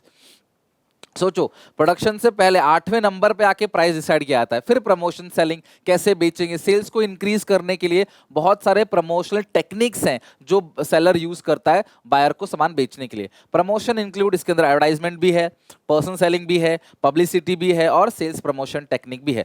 पब्लिसिटी स्टंट समझते हो ना, जैसे आप देखना कोई, आपने बहुत बार ऐसा देखा होगा कि किसी हीरो की कोई मूवी आने वाली होती है, उससे पहले उसका एक्सीडेंट हो जाता है या फिर कोई आसपास कहीं ना कहीं कुछ ना कुछ कांड हो जाएगा, कुछ ना कुछ प्रॉब्लम, ट्रेजेडी हो जाएगी, ताकि वो न्यूज़ में बने रहे, फिर उसकी मूवी चले। या फिर आपने ऐसा देखा होगा, नहीं बोलना चाहिए प्लेटफॉर्म पे, लेकिन ऐसा होता है कि कई बार आपने किसी किसी मूवीज़ में देखा होगा कि भाई जैसे फैशन मूवी आई थी, तो वहाँ देखा होगा आपने कि कोई क्लिप जो है किसी हीरो हीरोइन की वो लीक हो जाती है और उसके बाद उनकी मूवी आती है, तो वो मूवी सक्सेस हो जाती है, मूवी जो है वो चल जाती है। ऐसी चीज़ें आपको देखने को मिलती है, ये पब्लिसिटी स्टंट बोलते हैं इसको, ठीक है। अगला है physical distribution। As we know, producers are scattered at different places। Marketing manager decide the channel of distribution। Physical distribution मतलब किसके थ्रू हम सामान बेचेंगे, बीच में जो चैनल ऑफ डिस्ट्रीब्यूशन होंगे ना वो कितने होंगे, मतलब कि रिटेलर कितने होंगे, होलसेलर हो गया, एजेंट हो गया, वो कितने बीच में होंगे, मिडिलमैन कितने होंगे। This is called physical distribution. This function include decision regarding channel of distribution और the marketing intermediates like wholesaler कितने होंगे, retailer to be use, and physical movement जो है प्रोडक्ट का वो कैसे होगी, है ना, जहां पे कंज्यूमर है ना वहां तक सामान कैसे पहुंचाएंगे, is required by customer for their consumption और यूज। तो इसको बोलते हैं फिजिकल डिस्ट्रीब्यूशन। फिर आता है ट्रांसफर। यहाँ पे फिजिकल मूवमेंट के लिए मोड देखोगे, हवाई जहाज से भेजना है, गाड़ियों से भेजना है या शिप से भेजना है, कैसे भेजना है, ट्रांसपोर्ट कैसे कैसे करना है। देखो, फिजिकल डिस्ट्रीब्यूशन के अंदर बात करते हैं मिडिल मैन की, बीच में कितने मिडिल मैन होंगे। ट्रांसपोर्टेशन के बाद, ट्रांसपोर्टेशन में आपके घर तक कैसे पहुंचेगा सामान। Transportation involve physical movement of goods from one place to another. फिर हम बात करते हैं स्टोरेज और वेयर हाउसिंग। जो भी प्रोड्यूस हो रहा है गुड्स वो तुरंत तो कंज्यूम नहीं होगा, कुछ सामान साल भर बनता है, कंजप्शन सिर्फ एक सीजन में होता है, कुछ सामान एक सीजन में बनता है लेकिन कंजप्शन पूरे साल भर होता है। तो यार उस चीज को हम लोग कैसे मेकअप करेंगे, वेयर हाउस बना के। वेयर हाउस ऐसे प्लेसेस होते हैं ना जहां पे सामान को स्टोर किया जाता है लंबे समय तक, कि जब जरूरत होगी तब हम लोग यहाँ सामान निकालेंगे। इसके अंदर सामान सेफ रहता है, ना एटमॉस्फेयर से, ना चूहे मच्छर या फिर कोई भी कीड़ा मकोड़ा या किसी भी तरीके का ग्लास, बारिश, हर तरीके से यहाँ पे सामान जो है वो सेफ रहता है, सो दैट वो 3 महीने 6 महीने बाद भी इसको यूज में लाया जा सके। Goods are not consume immediately when they are produced, there is a time gap between production or consumption, so goods must be protected from moisture, insect, rodents, theft, etc। few company use public warehouse, कुछ public warehouses भी होते हैं और बड़ी बड़ी कंपनियों का खुद का भी warehouse होता है जहां पे वो सामान को स्टोर करते हैं। तो ये जो फंक्शंस ऑफ मार्केटिंग के 12 पॉइंट है ना, वो line by line orderly arrange करना है, ऑर्डरली याद करना है। ये नहीं कि पहले के बाद चौथा, चौथे के बाद तीसरा आपने लिख दिया, line by line, step by step ही लिखना पड़ेगा। सारे फंक्शंस जो होते हैं वो मार्केटिंग के होते हैं। Another topic, marketing mix. Marketing mix are the set of marketing tools that firm use to pursue its marketing objective. ठीक है, pursue its marketing objective in the target market. तो मार्केटिंग बेसिकली जो marketing mix है वो क्या कहता है कि जितने भी मार्केटिंग ऑब्जेक्टिव्स हैं उनको कैसे पूरा करेंगे। इसके अंदर मैकार्थी ने 4 एलिमेंट दिए हैं मार्केटिंग मिक्स के, है ना, 4 एलिमेंट। फिलिप कॉटलर की क्लास डेफिनेशन है, यानी कि सेट ऑफ मार्केटिंग टूल्स जो यूज करता है मार्केटिंग के ऑब्जेक्टिव को अचीव करने के लिए। आप जो मार्केटिंग कर रहे हो उसका जो ऑब्जेक्टिव है उसको ऑब्जेक्टिव करने के लिए, उसको उस ऑब्जेक्टिव को पूरा करने के लिए कौन कौन से टूल्स है। तो हमारे पास 4 टूल्स है, 4 मिक्स होते हैं, product mix, place mix, price mix और promotion mix. There are 4 mix, product, place, price, promotion.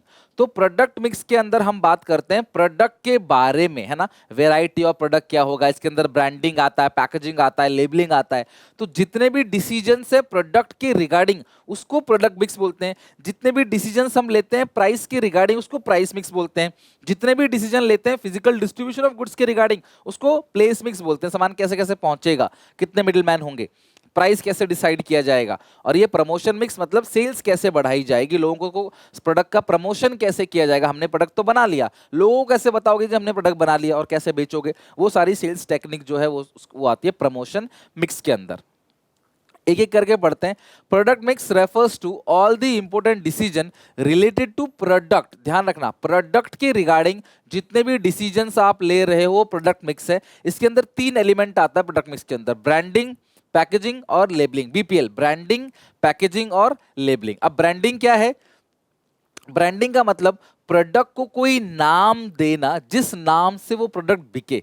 इससे क्या होगा, नाम पॉपुलर होता चला जाएगा, फिर उसी नाम से आप नए नए प्रोडक्ट लॉन्च करते रहोगे। जैसे टाटा, अब आपने देखा होगा Tata salt, Tata T, Tata AC, Tata airlines, Tata class, Docomo, Tata class. उसके अलावा बहुत सारे और टाटा के प्रोडक्ट्स हैं जो मार्केट में, तनिष्क हो गया, वो चलता है ना, जूडियो हो गया, तो टाटा प्रोडक्ट लिखा रहता है नीचे, वोल्टास हो गया, टाटा प्रोडक्ट। तो पता चलता है कि यार ब्रांड नेम ने, एक बार आपने ब्रांड नेम बनाया ना फिर उस नेम से बेचते जाओ कुछ भी। सिमिलरली पतंजलि है, ठीक है, रिलायंस है। तो ब्रांडिंग के अलग अलग टर्म्स हैं। सबसे पहला ब्रांड नेम होता क्या है? Brand name part of brand which can be spoken, which can be utterable, जो बोला जा सकता है उसको हम लोग क्या बोलते हैं क्लास? Brand name. जैसे Dettol, Surf, Nike. In other words brand name is the verbal component of a brand. और ब्रांड मार्क क्या होता है? The part of brand which can be recognise, जो पहचाना जा सकता है लेकिन कांट अटरेबल, जिसको बोला नहीं जा सकता, उसको क्या बोलते हैं? Brand mark. और ट्रेडमार्क क्या होता है? Part of brand is given a legal protection. जब आप ब्रांड नेम को एक लीगल प्रोटेक्शन दे देते हो ना, उसको बोलते हैं ट्रेडमार्क। ऐसा लिखा रहता है कि आपके नाम को कोई और कॉपी नहीं कर सकता, आपके नाम से कोई और कुछ बेच नहीं सकता।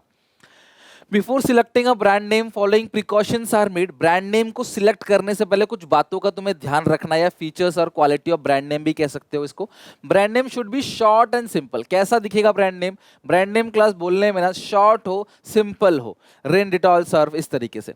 Brand name should be easy to pronounce, यानी कि प्रोनाउंसिएशन आसान होना चाहिए। ऐसा नहीं कि आप बोल रहे हो ना तो आपको शर्म आ रही है, 4 लोग खड़े हैं तो आप मुंह से बोल ही नहीं रहे हो उस ब्रांड नेम को। कुछ ऐसे ऐसे ब्रांड नेम होते, एक हेंच का टमाटो केचप आता है हेंच करके, अब यार वो बोलने में ही दिक्कत होती है, तो आप कहीं बोलोगे ना टॉप्स का दे दो, चलो मैगी का दे दो, उसका मत दो, तो मतलब बोलते ही नहीं लोग। तो कंज्यूमर फील शाय, तो कंज्यूमर जो है ना उस ब्रांड नेम को प्रोनाउंस करने में ना शर्माता है। Brand name should be suggestive in nature, like Ujala हो गया फॉर ब्राइटनेस, हाजमोला हो गया for good digestion, hair and care हो गया कि बालों को केयर करता है वो, राइट, वो सारी चीजें। तो सजेस्टिव नेचर होना चाहिए, यूनिक होना चाहिए, डिस्टिंक्टिव, एरियल टाइड वगैरह। और brand name should be selected after considering it's meaning in other languages. तो जब भी आप ब्रांड नेम सिलेक्ट करोगे तो आप अदर लैंग्वेज में उसकी मीनिंग भी देख लेना एक बार, और उसके बाद उसको सिलेक्ट करना, सो दैट वो बाद में आप उस कंट्री में बिजनेस करो तो आपको दिक्कत ना आए अगर उससे कोई गंदा मीनिंग हो आपके ब्रांड नेम का। तो फिर आते हैं पैकेजिंग।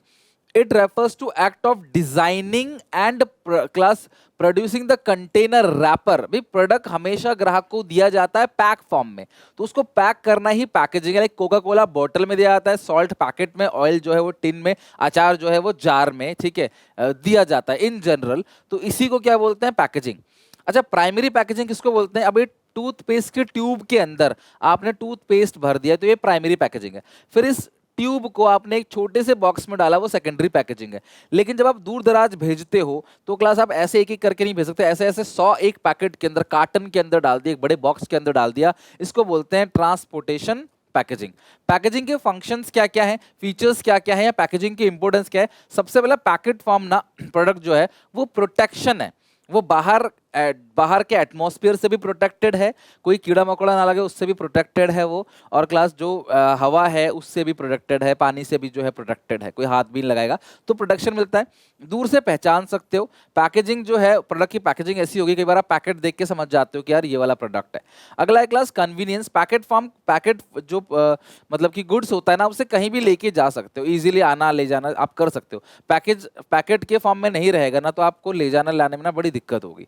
अगला है प्रमोशन। पैकेट ऐसी बनाओ कि क्लास लोग जो है वो सामान को खरीदने के लिए अट्रैक्टेड हो। एक्चुअली पैकेजिंग को ना साइलेंट सेल्समैन भी कहा गया है। पैकेजिंग एक ऐसा फॉर्म है, एक साइलेंट सेल्समैन की तरह काम करता है, मतलब कि वो सेल्समैन की तरह सेल्स को बढ़ा सकता है। अगर आपकी पैकेजिंग अच्छी है ना तो लोग भाई प्रोडक्ट को जो है वो खरीदेंगे। आजकल दिखावे की दुनिया आप सबको पता है, तो जो लोग ऐसा पैकेजिंग बना देते हैं ना कि आप पैकेट देख के सेल्स बढ़ जाती है। और स्पेशली जो बच्चों का प्रोडक्ट होता है ना, छोटे छोटे बच्चों का जो प्रोडक्ट होता है वो पैकेट फॉर्म में रहता है। वो ऐसा अट्रैक्टिव पैकेजिंग बनाएंगे ना उसकी कि छोटे बच्चे समझ जाएंगे भाई ये तो अपने लिए है, माँ बाप के सामने रोना चालू करो तो मुझको दिला देंगे। तो बेसिकली छोटे बच्चों का देखना आप सामान पैकेट ऐसे रखते हैं कि बच्चे जिद करते हैं। Rising standard of health and sanitation. भाई सीधी सी बात है, पैकेट के अंदर सेफ रहता है प्रोडक्ट तो क्लास कहीं ना कहीं स्वच्छता मेंटेन रहती है, हेल्थ को नुकसान नहीं पहुंचाएगा। खुला हुआ प्रोडक्ट नुकसान पहुंचा सकता है, पैकेट के कंपैरिजन में वो ज़्यादा नुकसान पहुंचाएगा। दूसरी बात, आजकल ना पैकेट फॉर्म में बहुत सारी रिसर्च करी जाती है जिसकी वजह से खाना जो है वो 1 साल तक रख सकते हो स्टोर करके। Ready to class cook food आता है ना, जैसे हल्दीराम के मैंने भी देखे थे कुछ रेडी टू कुक फूड आते हैं, और भी अलग अलग विकानो वगैरह ब्रांड के भी आते हैं। तो वो क्या होगा कि वो सब्जी और चावल एकदम पैक करके रखेंगे, आप गर्म पानी में डालो और वो बिल्कुल सब्जी हो गया, पराठा हो गया, या फिर दाल हो गई है ना, वो सब कुछ बिल्कुल पनीर हो गया, वो रेडी टू बिल्कुल गर्म पानी में डालो और सब्जी बन के तैयार, और 1 साल तक लोग यूज करते हैं। इवन टेक्नोलॉजी ऐसी भी आ गई कि आपको घर का जो खाना है वो भी उनको दे दोगे तो वो उसको भी ऐसा बना देंगे कि वो साल भर के लिए स्टोर हो जाएगा। फिर लोग अमेरिका जा रहे हैं तो घर का खाना पैक करा के ले जा रहे हैं अमेरिका में, और साल भर तक वो चल रहा है, 6 महीने 3 महीने तक वो चल रहा है। ऐसी भी टेक्नोलॉजी आ गई है। तो वो सब किसकी वजह से संभव है?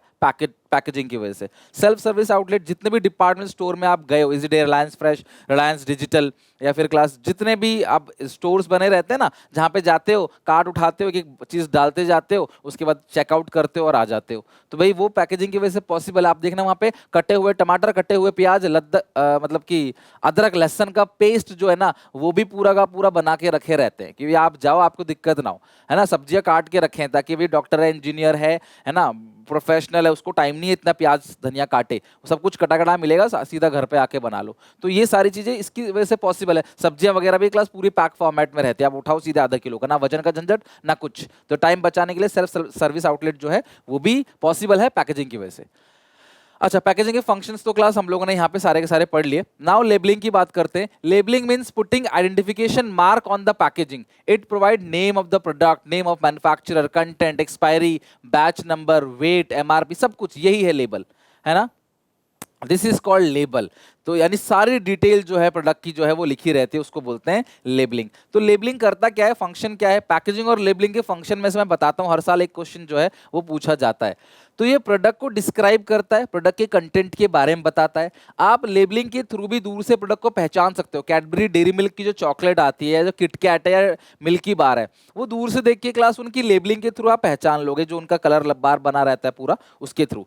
लेबलिंग के थ्रू आप ग्रेडिंग कर सकते हो प्रोडक्ट का, अलग अलग लेबल, अलग अलग कलर के पैकेट बना के, सिल्वर गोल्ड बना के आप ग्रेडिंग कर सकते हो। जैसे ब्रुक बॉन्ड चाय जो है वो ग्रेड करता है अलग अलग कलर के लेबल डाल के।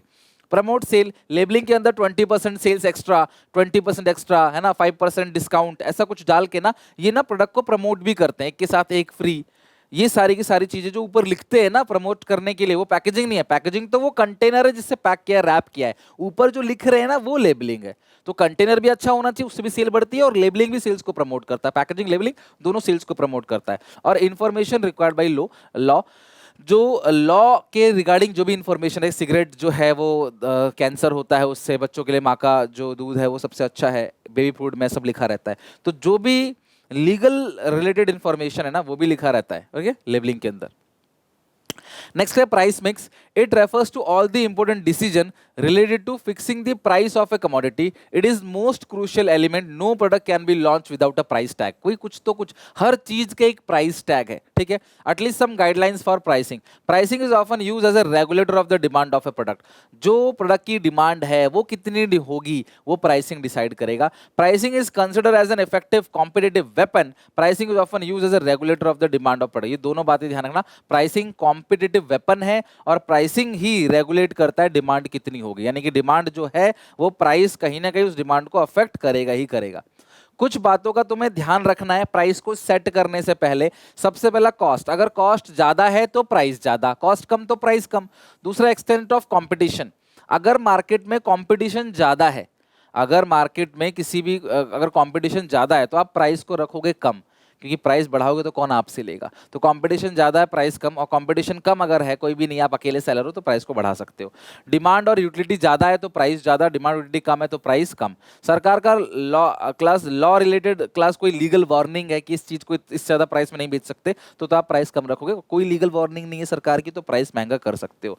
मार्केटिंग मेथड यूज, कौन से मार्केटिंग मेथड का आप यूज करते हो। बहुत ज्यादा आप एक्टर से एडवर्टाइजमेंट कराते हो, एक्सटेंसिव मार्केटिंग टूल्स का यूज करते हो, एड पे बहुत खर्चा करते हो तो प्राइस ज्यादा होगा, अदरवाइज प्राइस कम होगा। प्राइसिंग ऑब्जेक्टिव, अगर आपका मेन ऑब्जेक्टिव है कि सामान की सेल ज्यादा हो तो प्राइस कम, प्रॉफिट ज्यादा हो तो प्राइस ज्यादा। अगर तुम चाहते हो तुम्हारा सामान हर घर में हो तो फिर सस्ता रखना पड़ेगा, तुम चाहते हो मुनाफा ज्यादा कमाओ तो फिर तुम्हें महंगा रखना पड़ेगा।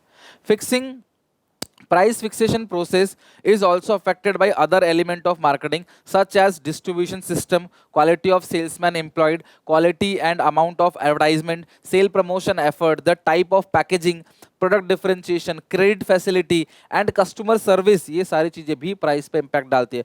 For example, if company provide free home delivery it has some flexible in fixing price. अगर आप फ्री होम डिलीवरी दे रहे हो तो अगर सामान 10 रुपए का महंगा भी है आपका तो भी ग्राहक आपसे ले लेगा। तो ये सारे फैक्टर्स भी किसी भी प्रोडक्ट के प्राइस को अफेक्ट करते हैं। फिजिकल डिस्ट्रीब्यूशन, प्रोड्यूसर यहाँ है, कंज्यूमर यहाँ है, यहाँ से यहाँ तक सामान कैसे पहुंचेगा, बीच में जितने मिडिलमैन ऐड करते हो इसी को क्या बोलते हैं, फिजिकल डिस्ट्रीब्यूशन। इनको इंटरमीडियरीज या मिडिलमैन भी बोलते हैं। तो place mix refers to all the important decision related to physical distribution of goods and services. Physical distribution of goods and services के लिए जितने भी डिसीजन आप लेते हो उसको बोलते हैं प्लेस मिक्स या physical distribution mix. The decision is related to channel of distribution, channel कैसा रहेगा डिस्ट्रीब्यूशन का, फिजिकल मूवमेंट कैसे होगी। और चैनल का मतलब क्या होता है, कितने मिडिलमैन है जो हेल्प करेंगे आपकी सामान यहां से यहां तक पहुंचाने के लिए।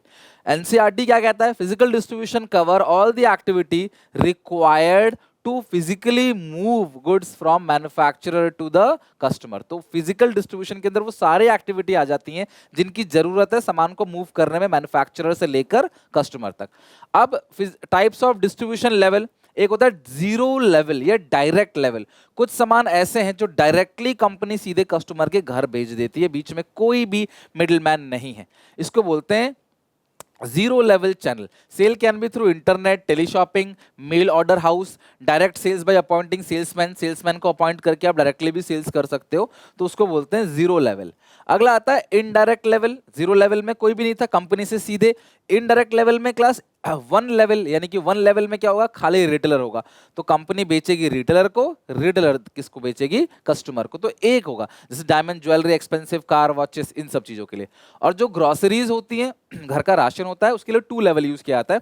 कंपनी देती है होलसेलर्स को, होलसेलर इकट्ठा सारा रखेगा अपने पास ना, बड़े बड़े स्टॉक्स मेंटेन करेगा, वो बेचेगा रिटेलर को, और फिर फाइनली रिटेलर किसको बेचता है, कस्टमर्स को बेचेगा या कंज्यूमर्स को बेचेगा। थ्री लेवल में मैन्युफैक्चरर बेचेगा एजेंट को, एजेंट स्टेट वाइज भी हो सकता है, रीजन वाइज भी हो सकता है, नॉर्थ का है, साउथ का है, इस तरीके से।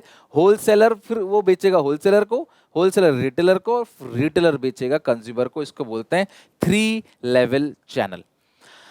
अब डिसीजंस इन फिजिकल डिस्ट्रीब्यूशन, ध्यान समझना ये तीनों पॉइंट। फिजिकल डिस्ट्रीब्यूशन में 4 डिसीजन है। अब मेरी बात समझना, जब भी हम प्रोडक्ट को मतलब कि जहां वो बन रहा है, यानी कि जहां वो कंपनी है या प्रोड्यूसर है, वहां से लेकर वहां तक पहुंचाते हैं जहां कस्टमर रहता है, कस्टमर घर तक पहुंचाते हैं, तो ये 4 डिसीजन उसके अंदर आते ही आते हैं। सबसे पहला, अगर आप सामान बना के बेच रहे हो, ऑर्डर प्रोसेसिंग। ऑर्डर प्रोसेसिंग का मतलब क्या है? कस्टमर जब डिमांड कर रहा है तब सामान होना चाहिए उसके पास। आपने नोटिस किया है सर्दियां आते आते हीटर वगैरह दुकानों पे मिलने लग जाते हैं, गर्मियां आते आते एसी फ्रिज की जो है वो दुकानों में स्टॉक भरने लग जाता है। तो क्या लगता है सर्दी आने के बाद वो प्रोड्यूस करते नहीं, उन्होंने बहुत पहले से सामान को प्रोड्यूस कर दिया है ताकि अगर ऑर्डर आए ना तो टाइमली आप वहां पे पहुंचा सको। तो पहले से सामान को रेडी रखना पड़ता है, बनाना पड़ता है। पटाखे पहले ही बन जाते हैं, तभी दिवाली के टाइम पे इंस्टेंटली वो सेल हो जाते हैं। तो आपको कितना पहले बनाना है ताकि आप ऑर्डर को तुरंत डिलीवर कर सको? तो आपके पास दो चीजें आती हैं। पहली सोच कि अगर आप तुरंत डिलीवर कर दोगे प्रोडक्ट को तो आप कॉस्टिंग बहुत आएगी आपकी। तो आप देखो कि तुरंत डिलीवरी करते हैं तो हमें फायदा कितना होता है, और उसके लिए पहले से प्रोडक्शन करेंगे तो उसमें खर्चा कितना आएगा, और दोनों को बैलेंस करके चलना है, सोच कर रख के चलनी है। अगला ट्रांसपोर्टेशन। ट्रांसपोर्टेशन मतलब आप सामान कितनी दूर भेज रहे हो, किसके थ्रू भेजोगे, हवाई जहाज से, पानी के जहाज से, या फिर गाड़ी से, रोडवेज से। तो भैया आपको ये देखना है कि ट्रांसपोर्टेशन का खर्चा कितना है। कहीं ऐसा तो नहीं कि वो प्रोडक्ट की कॉस्ट से ही ज्यादा हो जाए, प्रोडक्ट से इतना फायदा नहीं हो रहा, इतना ट्रांसपोर्टेशन का कॉस्ट लग रहा है, तो वो भी आपको चेक करना है। अगला है वेयर हाउसिंग। सामान को वेयर हाउस में स्टोर किया जाता है और जब जरूरत होती है तब उसको निकाला जाता है। तो आपको देखना स्टोरेज की कॉस्ट कितनी आ रही है और स्टोरेज करने से बेनिफिट कितना आ रहा है। जैसे आम सर्दियों में नहीं मिलते, बट आप जाओगे ना किसी दुकान पे, आपको जो जो ग्लास वेयर हाउस से सीधा स्टोर करके लेके आता है, वहां पे आपको मैंगो मिल जाएंगे। वो टेस्ट भले ही नहीं आएगा लेकिन वो स्टोर करके रखते हैं। तो देखो क्लास की वो आम कितना महंगा बिक रहा है, क्या आप उसको बेच के फायदा कमा पाते हो? वो कितना फायदा हो रहा है उस सर्दियों में आम को बेच के, और उसको स्टोर करने में कितना खर्चा आ रहा है वेयर हाउस के अंदर, दोनों को कंपेयर करो। ये नहीं कि बस सीधा स्टोर करके रख लिया पर स्टोरेज में कॉस्ट आ गई ज्यादा और सामान बिक रहा है कम का, ग्राहक ले ही नहीं रहा, इतना महंगा हो गया, 200 रुपए का एक आम मिल रहा है, लोग ले ही नहीं रहे। ऐसा भी नहीं होना चाहिए। और इन्वेंट्री, जब भी आप इन्वेंट्री को मेंटेन करते हो दुकान में ना, तो ग्राहक सेल्स बढ़ जाती है। अगर आपकी दुकान में माल भरा पड़ा है ना, तो सेल्स ऑब्वियसली कहीं ना कहीं बढ़ जाएगी। आप किसी कार के शोरूम में जाओ, उसके पास बहुत सारे मॉडल्स की कार रखे हुए हैं, तो ऑब्वियसली वो सेल्स बढ़ाएगा। और आपके पास 4-5 कार ही हैं तो आप वहां पे नहीं लोगे, आप अपने घर, आप किसी दूसरे शोरूम में चले जाओगे। सिमिलरली कपड़ों की दुकान में भी होता है, आप कपड़े खरीद, उसके बहुत सारा स्टॉक पड़ा है कपड़ों का, तो आप कहीं ना कहीं खरीद लेते हो, तो वो चेक करेगा कि बहुत सारा इन्वेंट्री मेंटेन करने से सेल तो बढ़ती है। तो ये तो हो गया फायदा, लेकिन नुकसान क्या है कि आपका कैपिटल ब्लॉक हो गया आपका पैसा जो है फंस गया स्टॉक के अंदर। तो उससे कितना नुकसान हो रहा है, क्या ये नुकसान इस फायदे को जस्टिफाई कर पा रहा है? अगर कर पा रहा है तो आप इन्वेंट्री ज्यादा मेंटेन करो, अदरवाइज कम मेंटेन करो। ये है सारी की सारी कहानी जो डिसीजन से related to physical distribution of goods. तो ऑर्डर प्रोसेस, अच्छा देखो ट्रांसपोर्ट के अंदर क्या है, transportation is the means of carrying goods raw material from point of production to point of sale. ये कीवर्ड ध्यान रखना। अच्छा वेयर हाउस में लाइन ध्यान रखना, warehousing refers to act of storing assorting products in order to create time utility. ये line आप ध्यान रखो। टाइम यूटिलिटी के लिए क्या होता है, वेयर हाउसिंग। टाइम यूटिलिटी के लिए क्या होता है, वेयर हाउसिंग। प्लेस यूटिलिटी की क्या होता है, ट्रांसपोर्टेशन। ट्रांसपोर्टेशन प्लेस गैप को खत्म करता है और वेयर हाउसिंग टाइम गैप को खत्म करता है ना, स्टोर करते हो ताकि जब वो टाइम आए तब आप उसे बेच सको। Generally larger number of warehouse of a firm has lesser would be the time taken to serve customer. जितने बड़े बड़े तुम्हारे वेयर हाउस होंगे तुम कस्टमर को तुरंत सर्विस दे दोगे at different location, but greater would be the cost of warehousing, but cost of warehousing कम होगा। अगर वेयर हाउसिंग कम बनाते हो तो कॉस्ट कम आएगी लेकिन डिलीवरी लेट होगी, आप दे नहीं पाओगे ग्राहक को। तो फिर वो कंपेयर करना है कि हम किस चीज में जाएं। जैसे कहते हैं ना हर चीज का फायदा और घाटा है, तो आपको कंपेयर करना है फायदा क्या है घाटा क्या है। पढ़ने का अपना फायदा भी है घाटा भी है, तो आप देखो पढ़ोगे तो भी दिक्कत होगी, नहीं पढ़ोगे तो भी दिक्कत होगी। तो आप कौन सी दिक्कत को झेलना चाहते हो वो आपके ऊपर डिपेंड करता है। For product requiring long term storage, जिसको आप लॉन्ग टर्म तक स्टोरेज करते हो such as agriculture product, the warehouse are located near to the production site. तो जो लॉन्ग टर्म स्टोरेज है जैसे एग्रीकल्चर प्रोडक्ट है, वो प्रोडक्शन साइट के साथ ही क्या करते हैं, वेयर हाउस बनाते हैं। This help in minimising charges of transportation of goods, ताकि ट्रांसपोर्ट के लिए जो है वो खर्चा कम लगे। तो जो एग्रीकल्चर प्रोडक्ट्स होते हैं ना उनका वेयर हाउस ना फार्म के पास ही बना देते हैं ताकि ट्रांसपोर्टेशन का खर्चा जो है हमारा बचता रहे। और इन्वेंट्री क्या है, higher the level of inventory higher will be the level of service to customer. Inventory ज्यादा रखोगे कस्टमर सेटिस्फाई होगा, but cost of carrying the inventory will also high because a lot of capital would be tied up in the stock, यानी कि पैसा फंस जाएगा। तो आपको वो भी कंपेयर करना है। नेक्स्ट प्रमोशन, लास्ट मिक्स है। It refers to all the decision related to promotion of sales of a product and services. किसी भी प्रोडक्ट को सेल्स करने के लिए ना कुछ प्रमोशन टेक्निक इस्तेमाल की जाती हैं, जिसके अंदर 4 चीजें हैं। कौन सा मीडिया यूज करोगे, कौन सी टेक्निक को यूज करोगे, कौन सा पब्लिसिटी मेजर यूज करोगे, और पब्लिक रिलेशन क्या होगा। Promotion refers to use of communication with the twin objective of informing potential customer about the product and persuading them to buy it. Product के बारे में इंफॉर्मेशन देना लोगों को और साथ में उनको उकसाना कि वो सामान को खरीदे। कपिल शर्मा शो, किसी की मूवी आएगी ना, देखना वो कपिल शर्मा शो में आ जाएगा, वो बड़े बड़े क्रिएटर के साथ मिलके, अजय देवगन की मूवी आएगी ना कोई, तो अजय देवगन क्या करेगा, लोगों के साथ आ जाएगा, जो बड़े बड़े जो यूट्यूबर्स हैं उनके साथ आएगा, उनके बातचीत करेगा और उनको इनडायरेक्टली पिच करेगा कि देखो हमारी मूवी आ रही है ना, आप जरूर देखना। तो ये सारी चीजें क्या है क्लास, प्रमोशन मिक्स के अंदर आता है। प्रमोशन मिक्स में चार चीजें आती है मेनली, चारों बहुत इंपॉर्टेंट है। सबसे पहला है एडवर्टाइजिंग, जो टीवी पे, न्यूज़पेपर पे और अलग अलग चैनल्स पे आप देखते हो, ठीक है, ध्यान समझना। एडवर्टाइजिंग कहते किसको है? एडवर्टाइजिंग क्या होता है? पेड फॉर्म, पैसे दिए जाते हैं एक्टर एक्ट्रेस को इन पर्सनल फॉर्म ऑफ कम्युनिकेशन। तो यहाँ पे इन पर्सनल है, इम्पर्सनल, यानी कि यहाँ पे कोई भी कम्युनिकेशन पर्सनली नहीं दी जा रही। टीवी पे ऐड आ रहा है, सब सुन रहे हैं, हेयर ऑयल का ऐड आ रहा है, हेयर ऑयल का ऐड आ रहा है, जो गंजा है ना वो भी सुन रहा है हेयर ऑयल के ऐड को, सबको दिया जा रहा है आंख बंद करके, जिसके बाल अच्छे हैं वो भी सुन रहा है, इसके नहीं वो भी सुन रहा है। और पेड फॉर्म है, पैसा दिया जाता है आइडेंटिफाई स्पॉन्सर द्वारा। और जो सेल्स प्रमोशन है वो शॉर्ट टर्म इंसेंटिव है, इंसेंटिव हमें पढ़ने नहीं है सिलेबस के अंदर। और इमीडिएटली अगर तुमको सेल बढ़ाना ना, buy 1 get 1 free, buy 3 get 2 free, इस तरीके से 50% ऑफ, अप टू 90% डिस्काउंट, है ना, तो 1 के साथ 1 फ्री, ये सारी चीजें ना सेल प्रमोशन टेक्निक्स हैं। या एक है 100 रुपए का और 3 है 200 रुपए का, इस तरीके से क्या करते हैं क्लास, सेल्स को बढ़ाने की कोशिश करते हैं शॉर्ट टर्म में। पर्सनल सेलिंग आप घर जाके देखो, एडवर्टाइजिंग जो है इम्पर्सनल है और personal selling personal form of communication to pursue customer, face to face interaction होता है इसके अंदर। अगला है पब्लिक रिलेशन, कंपनी की अच्छी इमेज के लिए यूज किया जाता है। पब्लिक रिलेशन ना कंपनी की खोई हुई इमेज को सामने अच्छी इमेज बनाने के लिए पब्लिक रिलेशन यूज किया जाता है। पब्लिक रिलेशन मतलब डोनेशन देना, चैरिटी देना, लोगों के सामने आना, बीच में आना, इंटरव्यू देना। आजकल तो मोदी जी भी देखो इंटरव्यू देने लगे आके यूट्यूबर्स के साथ, जो इन्फ्लुएंसर्स हैं उनके साथ इंटरव्यू देने लगे। ऑब्वियसली वो इन्फ्लुएंसर्स कोई छोटे मोटे इन्फ्लुएंसर्स तो होंगे नहीं, वो बहुत बड़े इन्फ्लुएंसर्स होंगे जो पीएम मोदी का इंटरव्यू ले रहे हैं, बट लेकिन कहीं ना कहीं क्लास चुनाव जीतने के लिए कोई भी हो वो पब्लिक के सामने आता, चाहे राहुल गांधी हो, चाहे मोदी जी हो, चाहे क्लास अदानी जी हो, अभी हाल फिलहाल में वो एक आपकी अदालत वाले शो में भी आए थे। तो इमेज को बेहतर करने के लिए कंपनी जो है वो ये सारी चीजें यूज करते हैं, इनको बोलते हैं पब्लिसिटी या public relation. It helps to bring back the reputation and goodwill of the company, company की गुडविल को बेहतर बनाने के लिए। अब डिटेल में पढ़ते हैं क्लास। एडवर्टाइजमेंट है क्या? Advertising is perhaps the most commonly used tool promotion. Promotion का सबसे कॉमन टूल क्या है? वैसे तुमने कई सारे टूल देखे, अभी 4 के 4 टूल्स हम लोगों ने देखे, ये टूल्स हैं, लेकिन सबसे इंपॉर्टेंट टूल्स क्या है क्लास यहाँ पे? एडवर्टाइजमेंट। तो जो एडवर्टाइजमेंट है वो सबसे इंपॉर्टेंट टूल्स है। It is an impersonal form of communication which is paid by the marketers, यानी कि sponsors to promote some goods और सर्विसेज। तो उसकी स्पॉन्सर दी जाती है। जैसे यहाँ पे देखो क्लास, टीवी में आप देखते हो ना, यहाँ पे देखो क्लास ऐड आ रहा है एक वीवो, पावर्ड बाय वीवो। तो वीवो ने क्लास पैसे दिए कि आप यहाँ पे नाम दिखाओ, लोग देखेंगे। ये डिबेट चल रहा है, डिबेट में तो लोग वैसे मजा लेते हैं, लड़ाई झगड़ा चल रहा है, आराम से लोग देखेंगे। और ये चाइना को गेट आउट कर रहे हैं और चाइना का ही जो प्रोडक्ट है ना उसको यहाँ पे, मतलब चाइना को बोल रहे हैं भागो चाइना, और साथ में पब्लिक को इतना पागल समझते हैं कि वो चाइना का ही फोन जो है वो उसका प्रचार कर रहे हैं, क्योंकि चाइना ने इसको पैसे दिए हैं। ओके, तो इसी तरीके से मतलब वीवो ने इसको पैसे दिए, ऑब्वियसली चाइनीज कंपनी है। तो मेरे कहने का मतलब ये है कि किसी भी तरीके से इनके लैपटॉप के ऊपर एडवर्टाइजमेंट होता है, खिलाड़ी मैच खेल रहे होते हैं, उनके यहाँ पे ब्रांड लिखा रहता है, स्पॉन्सर्ड बाई, पहले सहारा का आता था, फिर बाईजूस का आने लगा, पता नहीं शायद टाटा का भी आया था। तो अलग अलग कंपनी जो है वो अपना ऐड कराती है, this is called advertising. Advertising का फायदा क्या होता है? रीच, लाखों करोड़ों लोगों तक जल्दी पहुंच जाता है। चॉइस तुम्हारे पास है, प्रिंटेड एडवर्टाइजमेंट कराना है या क्लास रेडियो पे कराना है, टीवी पे कराना है, न्यूज़पेपर पे कराना है। लेजिटिमेसी, जिस चीज का ऐड हम टीवी में देख लेते हैं ना, वो हमें भरोसा रहता है कि यार वो अच्छा होगा, हमने टीवी पे ऐड भी देखा था इसका। इकोनॉमी सस्ता पड़ता है, बिकॉज एडवर्टाइजमेंट से आप लाखों लोगों तक पहुंच जाते हो, तो पर पर्सन जो पहुंचने की कॉस्ट है वो बहुत कम है। और एडवर्टाइज प्रोडक्ट कस्टमर को सेटिस्फाई करता है। वो प्रोडक्ट जिसका टीवी में 1000 बार ऐड आता है ना, उसे खरीदोगे तो कहीं ना कहीं तुमको सेटिस्फेक्शन जरूर मिलेगा, रेदर देन वो प्रोडक्ट जिसका ऐड आपको देखने को मिलता ही नहीं, उस पर आपको कम सेटिस्फेक्शन मिलेगा।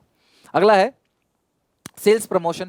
It refers to all the promotion technique which induce the customer to buy a product. जितने भी प्रमोशन टेक्निक्स आप यूज करते हो, बाय 1 गेट 1, जैसे मैंने यहाँ बताया आपको, स्पेशल ऑफर हो गया, 50% तक की सेल हो गया, ये सब चीज क्या है? सेल्स प्रमोशन है। इसकी टेक्निक हमारे सिलेबस का पार्ट नहीं है।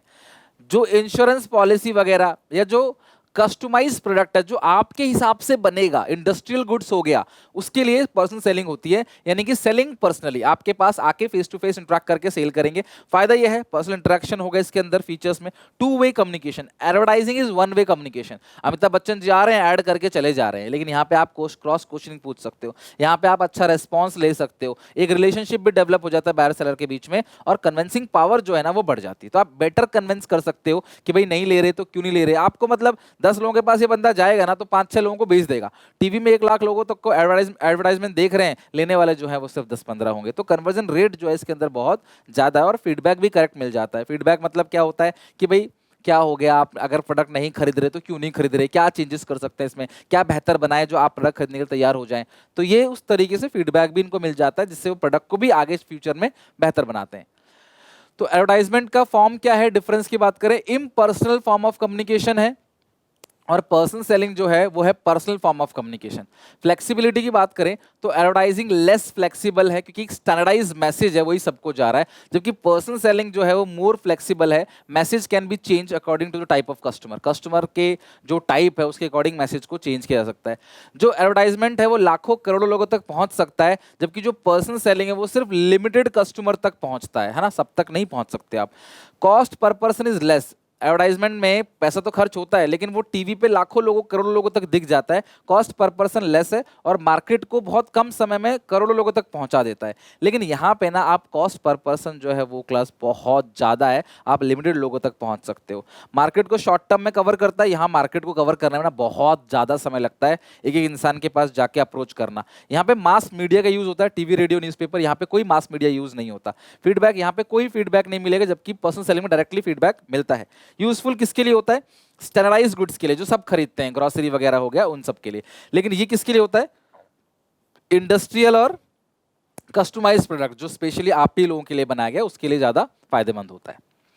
Public relation, it means maintaining relation with public, public के साथ अच्छा रिलेशन बनाना पब्लिक रिलेशन है। यहाँ पब्लिक का मतलब हर कोई है, इसको 5th P भी बोलते हैं मार्केटिंग मिक्स का। और पब्लिक का मतलब सिर्फ कस्टमर नहीं, आप सबसे बड़ी गलती क्या करते हो, दुकानदार को देखा होगा, दुकानदार हमेशा अपने कस्टमर के साथ अच्छे रिलेशनशिप बनाता है, या उनके साथ जो लगता है कि यार सूट बूट वाले हैं भाई, ये तो जो है वो खरीद लेंगे सामान, तो देखने से अमीर लग रहे हैं, ये तो खरीद लेंगे सामान, ये अंग्रेज हैं ये लोग ले लेंगे, उनके साथ अच्छा व्यवहार करो। और जो लोग थोड़े से गरीब दिख रहे हैं है ना, उनको भगावा, तेरे बस की नहीं है, अरे नहीं इतने सामान खुलवा दिए कोई भी ले नहीं रहा, ऐसा नहीं करना। दुकानदार आपसे पूरी दुकान खुलवा दे तब भी आप उससे बदतमीजी से बात नहीं करोगे, क्योंकि कस्टमर जो है वो भगवान होता है, आज नहीं तो कल सेल करवाएगा, खुद नहीं ले पा रहा तो किसी और को बोलेगा लेने के लिए, आप उसको अगर भगा दोगे तो फिर शायद वो गलत है।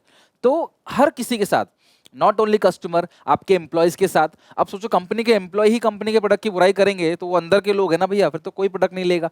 तो आपके एम्प्लॉय, आपके रिटेलर, आपके होलसेलर, आपके एडवर्टाइजर, आपके स्पॉन्सर्स, जितने भी लोग हैं ना, सबके साथ अच्छा रिलेशन बना के चलना है। अगर आपने उनके साथ रिलेशनशिप बिगाड़ी तो ऑब्वियसली आपको सेल्स में नुकसान होगा ही होगा। Company can use this tools for making good image of the company, है ना, इन फ्रंट ऑफ पब्लिक, जनता के सामने गुडविल क्रिएट करना, नेगेटिव इमेज को पॉजिटिव इमेज में कन्वर्ट करना, ये सब चीज क्या होता है, पब्लिक रिलेशन। जैसे देखो डोनेशन देते हैं, चैरिटी देते हैं, है ना, क्यों देते हैं, ताकि वो न्यूज में आए। जब वो न्यूज में अच्छे कामों के लिए आएंगे ना तो लोगों का भरोसा जमेगा उस कंपनी पे, फिर वो प्रोडक्ट लेने जाएंगे तो उसी ब्रांड का सामान खरीदेंगे। तो न्यूज में आओ, अलग अलग जगह स्पीचेस दो, अलग अलग इवेंट्स में आओ, रिटर्न मटेरियल अपने दो, कुछ लिख के दो, है ना, कुछ मतलब कुछ न्यूज़पेपर में अपने क्लास आर्टिकल्स वगैरह डाल के दो, पब्लिक सर्विस एक्टिविटी में इंगेज रहो, डोनेशन दो, चैरिटी दो, ऑर्फनेज चलाओ, कैंसर हॉस्पिटल चलाओ, बच्चों के लिए अनाथालय चलाओ, बूढ़ों के लिए अनाथालय चलाओ, या फिर जो स्कूल्स होते हैं वो सब चलाओ। तो ये सारे काम देखो बड़े बड़े लोग करते हैं इस चीज़ को, और तभी इनका नाम है, तभी इतना ग्रो कर जाते हैं और जनता की नज़रों में एक अच्छी इमेज बनती है, पब्लिक रिलेशन, और कंपनी लोग इनको सपोर्ट करते हैं। फिर this is called public relation. ठीक है, नाउ हमारा जो लास्ट चैप्टर है वो है कंज्यूमर प्रोटेक्शन। कंज्यूमर के इंटरेस्ट को प्रोटेक्ट करना ही कंज्यूमर प्रोटेक्शन है। सीधी सीधी बात, मैंने अगर कोई 100 रुपए का सामान खरीदा तो मुझे उसका 100 रुपए का वैल्यू मिलना चाहिए। अगर आप कस्टमर को लूटोगे, उनका शोषण करोगे तो आज तो आप कर लोगे, लॉन्ग टर्म तक आप नहीं कर पाओगे, लंबे समय आपके बिजनेस को कस्टमर डुबा देगा। So consumer is the king of market, तो उसको प्रोटेक्ट करना ही कंज्यूमर प्रोटेक्शन है। Consumer protection refers to protecting the interest of consumer. A consumer is said to be a king in free market economy. The earlier approach, पहले ना एक approach होता था caveat emptor, let the buyer beware, buyer को सावधान करो, लेकिन अब वो चीज बदल गई है, अब कॉन्सेप्ट चेंज हो गया है, अब कॉन्सेप्ट चेंज हो गया है, let the seller beware. Buyer क्यों सावधान रहे? बायर पैसा भी दे और जज की तरह उसको जज भी करे, क्या फायदा? तुम सेलर हो, तुम ध्यान दो कि बायर को नुकसान ना हो। अगर बायर को फायदा होगा तो तुम्हारा बिजनेस ही लंबे समय तक चलेगा, तुम्हारी गुडविल बढ़ेगी, तुम्हारे बिजनेस की वैल्यू बढ़ेगी। अगर टाटा अगर लूटेगा प्रोडक्ट, टाटा कंपनी जो है अगर वो लूटेगा ग्राहक को, तो क्या कोई टाटा का प्रोडक्ट लेगा? कभी कभी नहीं लेगा। तो टाटा का नाम आज अच्छा क्यों है? टाटा के ऊपर भरोसा क्यों है? क्योंकि क्लास उन्होंने हमेशा अच्छी सर्विसेज दी है, उन्होंने हमेशा अच्छा प्रोडक्ट डिलीवर किया है, इसीलिए। तो late the seller beware. Legal protection क्या क्या मिला हुआ है? एक्चुअली कंज्यूमर प्रोटेक्शन एक्ट 2019, ध्यान रखना क्लास, जो पहले कंज्यूमर प्रोटेक्शन एक्ट था ना, वो था 1986 का, उसको रिप्लेस और रिपील किया किसने? कंज्यूमर प्रोटेक्शन एक्ट 2019 ने। This was the most important step taken by a government to protect the interest of consumer. The provision of act came into force 20 जुलाई 2020 को ये प्रोविजन आया, यानी कोपरा कंज्यूमर प्रोटेक्शन 2019, और लागू हो गया। और इसके बाद ना काफी सारे चेंजेस आए ये 2019 में। जैसे पहले जो 1986 का लॉ था उसके अंदर ऑनलाइन मार्केट को कवर नहीं किया गया था, जो पेनाल्टी का अमाउंट था वो बहुत छोटा था, डिस्ट्रिक्ट स्टेट नेशनल में जाने के लिए जो गुड्स एंड सर्विसेज की वैल्यू थी वो बहुत कम थी, जो कि आज के टाइम पे बहुत कम है। मतलब उस टाइम पे ना बहुत कम था, और आज वो देखो, अगर पहले अगर किसी के ऊपर मान लो 50 रुपए की पेनाल्टी लगाई जा रही थी आज से 50 साल पहले, तो वो बहुत बड़ा फिगर था। आज 50 की पेनाल्टी तो कोई भी दे देगा, बहुत छोटा फिगर है। तो चेंज करने की जरूरत पड़ती है। पहले अमेजन नहीं था, फ्लिपकार्ट नहीं था, आजकल ऑनलाइन चीजें हो रही है। स्पॉन्सरशिप नहीं थे ज्यादा इतने पहले, अब काफी स्पॉन्सरशिप है, एक्टर एक्ट्रेस जो एंडोर्समेंट करते हैं। तो इन सबको प्रोटेक्ट करने के लिए जो कोपरा आया 2019 का, इसके अंदर क्या क्या दिया जाता है लोगों को? कंज्यूमर्स के राइट और रेस्पॉन्सिबिलिटी। ध्यान रखना, ये जो एक्ट है वो क्या क्या देता है, फीचर क्या है, ग्राहक के राइट्स क्या क्या है, रिस्पॉन्सिबिलिटी क्या क्या है। कंज्यूमर को ना सेफ गार्ड देता है कि जो भी डिफेक्टिव गुड्स आपको मिला, कमी मिली, सर्विसेज अच्छी नहीं मिली, आपके साथ गलत प्रैक्टिस हुई या अनफेयर ट्रेड प्रैक्टिसेस किया गया है ना, तो आप कैसे बचोगे, उसको सेफ गार्ड दिया जाता है। बाकी 3 टियर रिड्रेसल एजेंसी दिया जाता है जहां पे आप कंप्लेन फाइल कर सकते हो, डिस्ट्रिक्ट कमीशन, स्टेट कमीशन और national, district forum, state commission और national commission. Importance of consumer protection, consumer को प्रोटेक्ट करना क्यों जरूरी है? इंपोर्टेंस मतलब बेनिफिट, कंज्यूमर को प्रोटेक्ट करना क्यों जरूरी है कंज्यूमर के पॉइंट ऑफ व्यू से? तो सबसे पहला पॉइंट ऑफ व्यू है कंज्यूमर इग्नोरेंस। हमारे यहाँ का कंज्यूमर इतना पढ़ा लिखा नहीं है, वो शोषण उसके साथ होता है ना तो उसको इग्नोर कर देता है। कोई बात नहीं, छोड़, क्या हो गया, मेरा घर थोड़ी ले गया, मेरी जिंदगी थोड़ी ले गया, मेरी किस्मत थोड़ी ले गया, वो जाने दे, चल कोई बात नहीं, लूट लिया, मैं आगे से नहीं लूंगा।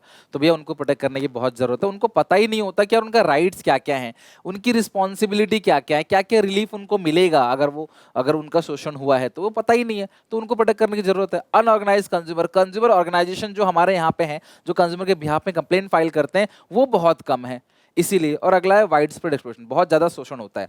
जैसे गलत फॉल्स और मिसलीडिंग एडवर्टाइजमेंट, गलत ऐड दे देते हैं, मिलावट का सामान बेचते हैं, अनसेफ प्रोडक्ट बेचते हैं, है ना, गलत सामान बेच देते हैं, नकली बेच देते हैं, है ना। तो वो सब चीजें, गलत वजन करते हैं ना, चुंबक लगा के गलत वजन करते हैं। अर्बन एरिया में कम है, लोग समझने लगे हैं अब, लेकिन रूरल एरिया में अभी भी ऐसा होता है। तो ये सारी की सारी चीजों की वजह से क्या होता है, कंज्यूमर को प्रोटेक्ट करना जरूरी है। लेकिन कंज्यूमर को प्रोटेक्ट करना बिजनेस के पॉइंट ऑफ व्यू से और ज्यादा जरूरी है। भाई कंज्यूमर के पॉइंट ऑफ व्यू से तो उसको प्रोटेक्ट करना ही करना है, लेकिन बिजनेस को ज्यादा नुकसान होगा। मतलब तुम किसी ग्राहक को लूटोगे ना, उसको कम नुकसान होगा, तुमको ज्यादा नुकसान होगा। कैसे नुकसान होगा? Long term interest of business. अगर तुम लंबे समय तक चाहते हो तुम्हारा बिजनेस चले, तो भैया तुम्हें कंज्यूमर को लूटना बंद करना। अगर तुम उसे लूटोगे, वो दोबारा तुम्हारे पास नहीं आएगा, और 4 5 10 सालों के अंदर आपका नाम खराब हो जाएगा मार्केट में, कोई भी आपसे सामान नहीं लेगा। समझ रहे हो बात को? दूसरा है, अच्छा, enlightening the business realise that, enlightened business realize that it is their in long term interest to satisfy their customer। Customer को सेटिस्फाई करो, तुम्हारा ही फायदा होगा लॉन्ग टर्म में, तुम्हारा ही माल बिकेगा हमेशा आगे चल के। अगला है बिजनेस यूज सोसाइटी रिसोर्सेज। जो बिजनेस है वो सोसाइटी के रिसोर्सेज को यूज करता है, तो सोसाइटी के लोगों को लूटना तो गलत बात है ना। मोरल जस्टिफिकेशन, मोरली भी ये चीज गलत है। डिफेक्टिव और thus a business must avoid unscrupulous, exploitative और unfair trade practices like defective, unsafe product, मिलावट का सामान, गलत misleading advertisement, hoarding, black marketing, है ना। ब्लैक मार्केटिंग क्या होता है? सामान को रखो, बोलो नहीं है नहीं है नहीं है, और फिर बाद में कुछ लोगों को बेचो महंगे दाम में, ब्लैक मार्केटिंग करो।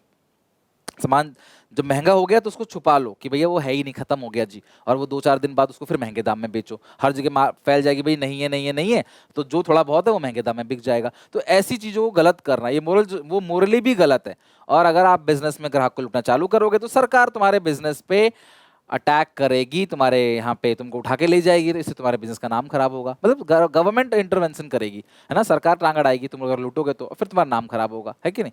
तो ये सारी चीजें क्लास आपको देखनी है, तो आप ही का फायदा है, बिजनेसमैन का ही फायदा है। अच्छा, कौन कंज्यूमर है? सर, कंज्यूमर प्रोटेक्शन एक्ट में किसको प्रोटेक्शन दिया जाता है? कंज्यूमर को। तो अगर आप एक कंज्यूमर हो तभी आपको इसके क्लास फायदे मिलेंगे। तो कंज्यूमर है कौन? जिसने सामान खरीदा है कुछ पैसे देकर, भले 1 रुपए ही क्यों ना हो, राइट, पैसे जरूर इन्वॉल्व। फ्री में सामान ले रहे हो ना, आप कंज्यूमर नहीं हो, आप कंप्लेन फाइल नहीं कर सकते। या उस सामान को कोई यूज कर रहा है आपके अप्रूवल से, या फिर वो सामान यूज किया जा रहा है सेल्फ पर्पस से, मतलब सेल्फ एम्प्लॉयमेंट, सेल्फ लाइवलीहुड, अपना जीवन व्यापन करने के लिए आप सामान खरीदते हो, रीसेल के लिए नहीं खरीद रहे। अगर किसी इंसान ने सामान रीसेल के लिए खरीदा है तो वो कंज्यूमर नहीं है, तो वो कंप्लेन फाइल नहीं कर सकता। जो फाइनल कंज्यूमर है ना, वही कंप्लेन फाइल कर सकता है। या किसी इंसान ने फ्री में सामान लिया है तो वो कंप्लेन फाइल नहीं कर सकता, जिसने पैसे दिए हैं वही कंप्लेन फाइल कर सकता है। या फिर जिसने सर्विसेज को यूज किया है अप्रूवल से, आपके पापा ने आपको फोन दिलाया ना, आप कंप्लेन फाइल कर सकते हो, क्योंकि आप उनके अप्रूवल से उसको यूज कर रहे हो। या किसी की डेथ हो जाती है तो उसका वारिस है जो लीगल हायर है, वो कंप्लेन फाइल कर सकता है। कौन कंप्लेन फाइल नहीं कर सकता? जो कंज्यूमर नहीं है वो कंप्लेन फाइल नहीं कर सकता। कौन कंप्लेन फाइल नहीं कर सकता क्लास? कौन कंज्यूमर नहीं है? जिसने रीसेल के लिए खरीदा है। तो आप ध्यान रखना, केस स्टडी में घुमाएगा क्वेश्चन आपको कि एक ने टीवी खरीदा, उसने ग्राहक को बेचा, ग्राहक ने बोला टीवी खराब है, तो क्या दुकानदार कंप्लेन फाइल कर सकता है? अरे दुकानदार थोड़ी कस्टमर है, दुकानदार थोड़ी कंज्यूमर है, ओके, वो कंप्लेन फाइल नहीं कर सकता। जिसने सामान बिना अप्रूवल के यूज किया है, जिसने सेवाएं ली है, वाईफाई चला रहा है बिना अप्रूवल के आपसे लेकर चोरी से, तो क्या कंप्लेन फाइल करेगा? जिसने फ्री में सामान खरीदा या जिसने सेवाएं फ्री मिली, है ना, कोई डॉक्टर था, वो रास्ते में जा रहा था, आप भी जा रहे थे, आप गिर गए, आपका एक्सीडेंट हो गया, डॉक्टर ने आपका फ्री में इलाज कर दिया, है ना, आप आ गए, बाद में पता चला आपको और कोई दिक्कत हो गई, है ना, गलत इलाज कर दिया, गलत ऑपरेशन कर दिया, तो भैया आप कंप्लेन फाइल नहीं कर सकते, क्योंकि उसने फ्री में आपको सर्विस दी है। कंज्यूमर राइट्स, कंज्यूमर को ना कुछ अधिकार मिले हैं, ये करके राइट्स पढ़ते हैं। सबसे पहला राइट टू सेफ्टी, यानी आपका अधिकार है कि कोई भी सामान, बहुत ज्यादा इंपॉर्टेंट है, पूरे चैप्टर में सबसे ज्यादा इंपॉर्टेंट जो है वो है consumer rights. As a consumer आपको पता होना चाहिए कि आपके राइट्स क्या क्या है। According to this right, the consumer have the right to protected against the marketing of goods and services which are hazardous to life and property, supply of safe goods it is violated। इस right का violation कब होगा? जब आपको कोई injury हो जाए, कोई नुकसान हो जाए, आप बीमार पड़ जाओ, है ना, सप्लाई ऑफ अडल्ट्रेट, मिलावट सामान दे दिया, आपकी तबीयत खराब हो गई, एक्सपायरी प्रोडक्ट दे दिया, आप बीमार पड़ गए, गाड़ी दी, उसमें ब्रेक फेल थे, आपका एक्सीडेंट हो गया, प्रेशर कुकर फट गया, गैस सिलेंडर फट गया, तो ऐसी चीज से कौन से राइट का उल्लंघन हुआ है? Right to safety. Right to be assured the consumer has the freedom to access variety of product. भाई तुम्हारी जिम्मेदारी है, तुम्हें अधिकार मिला है कि तुम देखोगे दुकानदार के पास कौन कौन सा प्रोडक्ट है, जो तुम्हें अच्छा लगे तुम वो लोगे। राइट टू चूज है ये, आप ये नहीं कह सकते कि भैया यही वाला प्रोडक्ट खरीदो, यही सबसे अच्छा है, ऐसा कोई दुकानदार नहीं कह सकता। Consumer must allow to select the product independently with his choice. Violated जब सेल्समैन आपको फोर्स करेगा, इंसिस्ट करेगा कि आप यही ब्रांड का ले लो जी, क्योंकि उसको उससे ज्यादा कमीशन मिल रहा है, तो बोलेगा यही ब्रांड लो, कमीशन मिल रहा है उसको, तो ये राइट का वॉयलेशन हो गया आपका। राइट टू इन्फॉर्मेशन मतलब प्रोडक्ट के रिगार्डिंग, प्रोडक्ट में जितनी भी चीजें हैं ना, प्रोडक्ट के रिगार्डिंग, लेबल के अंदर जो लिखा है, कैसे यूज करना है ना, सारी इन्फॉर्मेशन तुम्हारा अधिकार है, तुमको मिलेगा। सेलर और manufacturer must give complete information regarding the content और यूज ऑफ प्रोडक्ट। ये वॉयलेशन कब होगा? व्हेन कंप्लीट इन्फॉर्मेशन अगर दिया हुआ नहीं है, गलत इन्फॉर्मेशन दे दिया, तो समझ लो कौन सी राइट का वॉयलेशन हुआ है? Right to information. Right to heard और राइट टू रिप्रेजेंटेशन, अगर तुम्हारे साथ धोखा हुआ, है ना, गलत हुआ, तुम डिसीव किए गए हो, तो तुम भाई कंप्लेन फाइल कर सको, तुम्हारी बात को सुना जा सके। कंप्लेन नंबर नहीं दिया, टोल फ्री नंबर नहीं दिया, ईमेल आईडी नहीं दी, तो समझ जाना भैया इस राइट का वायलेशन हो गया। तुम किसको कंप्लेन करोगे? कोई कंप्लेन बॉक्स नहीं है, तुम कंप्लेन किसी को कर ही नहीं सकते, कोई ऐसा सुविधा नहीं जिससे तुम कंप्लेन फाइल कर सको, तो इस राइट का वायलेशन है right to heard. Right to heard का मतलब consumer has the right to file a complain, complain file कर सकते हो। It is violated when the marketer has no arrangement of filing complaint, refuse to accept complain. The right is followed when marketer gives toll free number, file a complain, set a special counter भी है complain के लिए, जहां पे आप complain file कर सकते हो, एक सपोर्ट सर्विस दे रखी है, तो ये राइट फॉलो हो रहा है। अगर ऐसा नहीं है तो राइट फॉलो नहीं हो रहा है। एनसीईआरटी क्या कहता है? The consumer has the right to file a complain and to be heard, उसकी बात सुनी जाए, अगर क्लास उसको डिससैटिस्फैक्शन हुआ है तो। सिर्फ सुनना नहीं है, अगर आप सही हो तो आपको कॉम्पनसेशन भी देना है, आपको सामान वापस करना है, रिफंड करना है आपको। इसको बोलते हैं right to seek redressal. According to this right the consumer has the right to get compensation. आपको कॉम्पनसेशन दिया जाएगा अगर आपके साथ गलती हुई है तो। Consumer has right to get compensation for the damage he suffered due to wrong product. गलत सामान दिया तो तुमको क्या होगा, एक्सचेंज, सामान एक्सचेंज होगा, रिपेयर किया जाएगा सामान को, है ना, और आपको कॉम्पनसेशन दिया जाएगा, सामान को मार्केट से विड्रॉ किया जाएगा। जो मेन डिफरेंस है राइट टू हर्ड और राइट टू रिप्रेजेंटेशन में और राइट टू सीक रिड्रेसल में, वो क्या है? मेन डिफरेंस ये है, जो राइट टू हर्ड है ना, वो सिर्फ है कि आप कंप्लेन फाइल कर सकते हो। लेकिन ये जो राइट है ना, ये आपको ये अधिकार देता है, कंप्लेन तो फाइल कर दिया आपने, लेकिन साथ में आपको कॉम्पनसेशन भी मिलेगा अगर आप कोर्ट केस जीत जाते हो तो। राइट टू कंज्यूमर एजुकेशन भी अलग है राइट टू इन्फॉर्मेशन से। राइट टू इन्फॉर्मेशन कहता है जो प्रोडक्ट आप खरीद रहे हो उसकी सारी इन्फॉर्मेशन मिले। राइट टू कंज्यूमर एजुकेशन कहता है कि पूरे देशवासियों को, सारे लोगों को पता होना चाहिए उनके राइट्स क्या हैं, उनकी रिस्पॉन्सिबिलिटी क्या है। Consumer has the right to be inform about the provision of consumer protection act. इसीलिए फ्री में, न्यूज़पेपर में, आपके सिलेबस में चैप्टर डाले जाते हैं, ताकि ये जो चैप्टर आपके सिलेबस में डाला गया है किस राइट के अकॉर्डिंग डाला गया है, राइट टू कंज्यूमर एजुकेशन। आपको बहुत सारे एनजीओज बने हुए हैं, बहुत सारी गवर्नमेंट ऑर्गेनाइजेशन बनी हुई है जो क्लास ऐड करती है, सेमिनार अरेंज करती है, मास मीडिया के थ्रू लोगों तक पहुंचती है। जागो ग्राहक जागो टीवी में आपने ऐड जरूर देखा होगा कभी ना कभी, ताकि लोगों को एजुकेट करें कि भाई जागो ग्राहक जागो, आपके पास बहुत पावर है, आपके आपके अधिकार आपको पता होना चाहिए। लेकिन राइट्स के साथ साथ कंज्यूमर प्रोटेक्शन एक्ट 2019 ने कुछ रिस्पॉन्सिबिलिटी भी आपको दी हैं। जैसे पहली रिस्पॉन्सिबिलिटी कि आपको जो राइट्स मिले हैं आप उन राइट्स का पालन करें। अगर आपको राइट मिला है कि आप प्रोडक्ट को चूज कर सकते हो अपने आप, तो चूज करो। आपको राइट मिला है कंप्लेन फाइल करने का, तो कंप्लेन फाइल करो, कंप्लेन फाइल से बचो मत। सावधान रहो, ब्लाइंडली सेलर्स की बातों पर बिलीव मत करो, कंप्लेन फाइल करो अगर कोई जेन्युइन ग्रीवेंसेस है। अगर जेन्युइन में तुम्हें शिकायत है तुम्हारी, तो कंप्लेन फाइल करो। क्लास क्वालिटी कॉन्शियस रहो। कुछ क्वालिटी मार्क्स होते हैं जो मैं आगे डिस्कस करूंगा इसी चैप्टर में, जैसे आईएसआई मार्क होता है इलेक्ट्रॉनिक प्रोडक्ट के लिए, तो उन मार्क्स को देखो। गोल्ड ज्वेलरी में बीआईएस हॉलमार्क होता है, टीवी में भी ऐड आता है, हॉलमार्क देख के ही जो है वो सोना लेना है। एड पे मत जाओ, इनके एड जो होते हैं ना वो ड्रामेटिक वे में प्रेजेंट करते हैं, बहुत बढ़ा चढ़ा के दिखाते हैं कि क्रीम लगाया गोरे हो गए, है ना, आपने कोई जूस पिया या कोई वो पिया ताकतवर हो गया, वनवीटा पिया आप रेस में फर्स्ट आ गए, ऐसा नहीं होता कुछ भी, इलॉजिकल बातें, इन पे प्लीज बिलीव मत करो। कैश मेमो, बिल जरूर लो और एनवायरनमेंट की रिस्पेक्ट करो, इज्जत करो एनवायरनमेंट की, क्योंकि जो एनवायरनमेंट है ना हमारा, वो नहीं रहेगा तो हम भी नहीं रहेंगे। तो वेस्ट लिटरिंग मत करो, आपको पता है कि प्लास्टिक यूज नहीं करना तो मत करो, आपको पता है ये सामान यूज होगा तो फिर पेड़ कटेंगे तो उन सामान को यूज मत करो, ऐसे सामान जो एनवायरनमेंट को नुकसान पहुंचाता है। और बिल जरूर लो, यही तो प्रूफ ऑफ परचेज है। अगर आपने बिल ही नहीं लिया तो साबित क्या करोगे आपने उससे सामान खरीदा और कंप्लेन कैसे फाइल करोगे? तो बिल बहुत जरूरी है। अगर नुकसान होता है तो तुम कंप्लेन कहां फाइल करोगे? ध्यान से समझना, 3 टियर रिड्रेसल एजेंसीज ठीक है। तो सबसे पहला डिस्ट्रिक्ट फोरम, कुछ कुछ बातें याद रखना जो मैं हाईलाइट कर रहा हूं। इसके अंदर एक प्रेसिडेंट है, 2 अदर मेंबर है, एक हमेशा वुमेन होगी।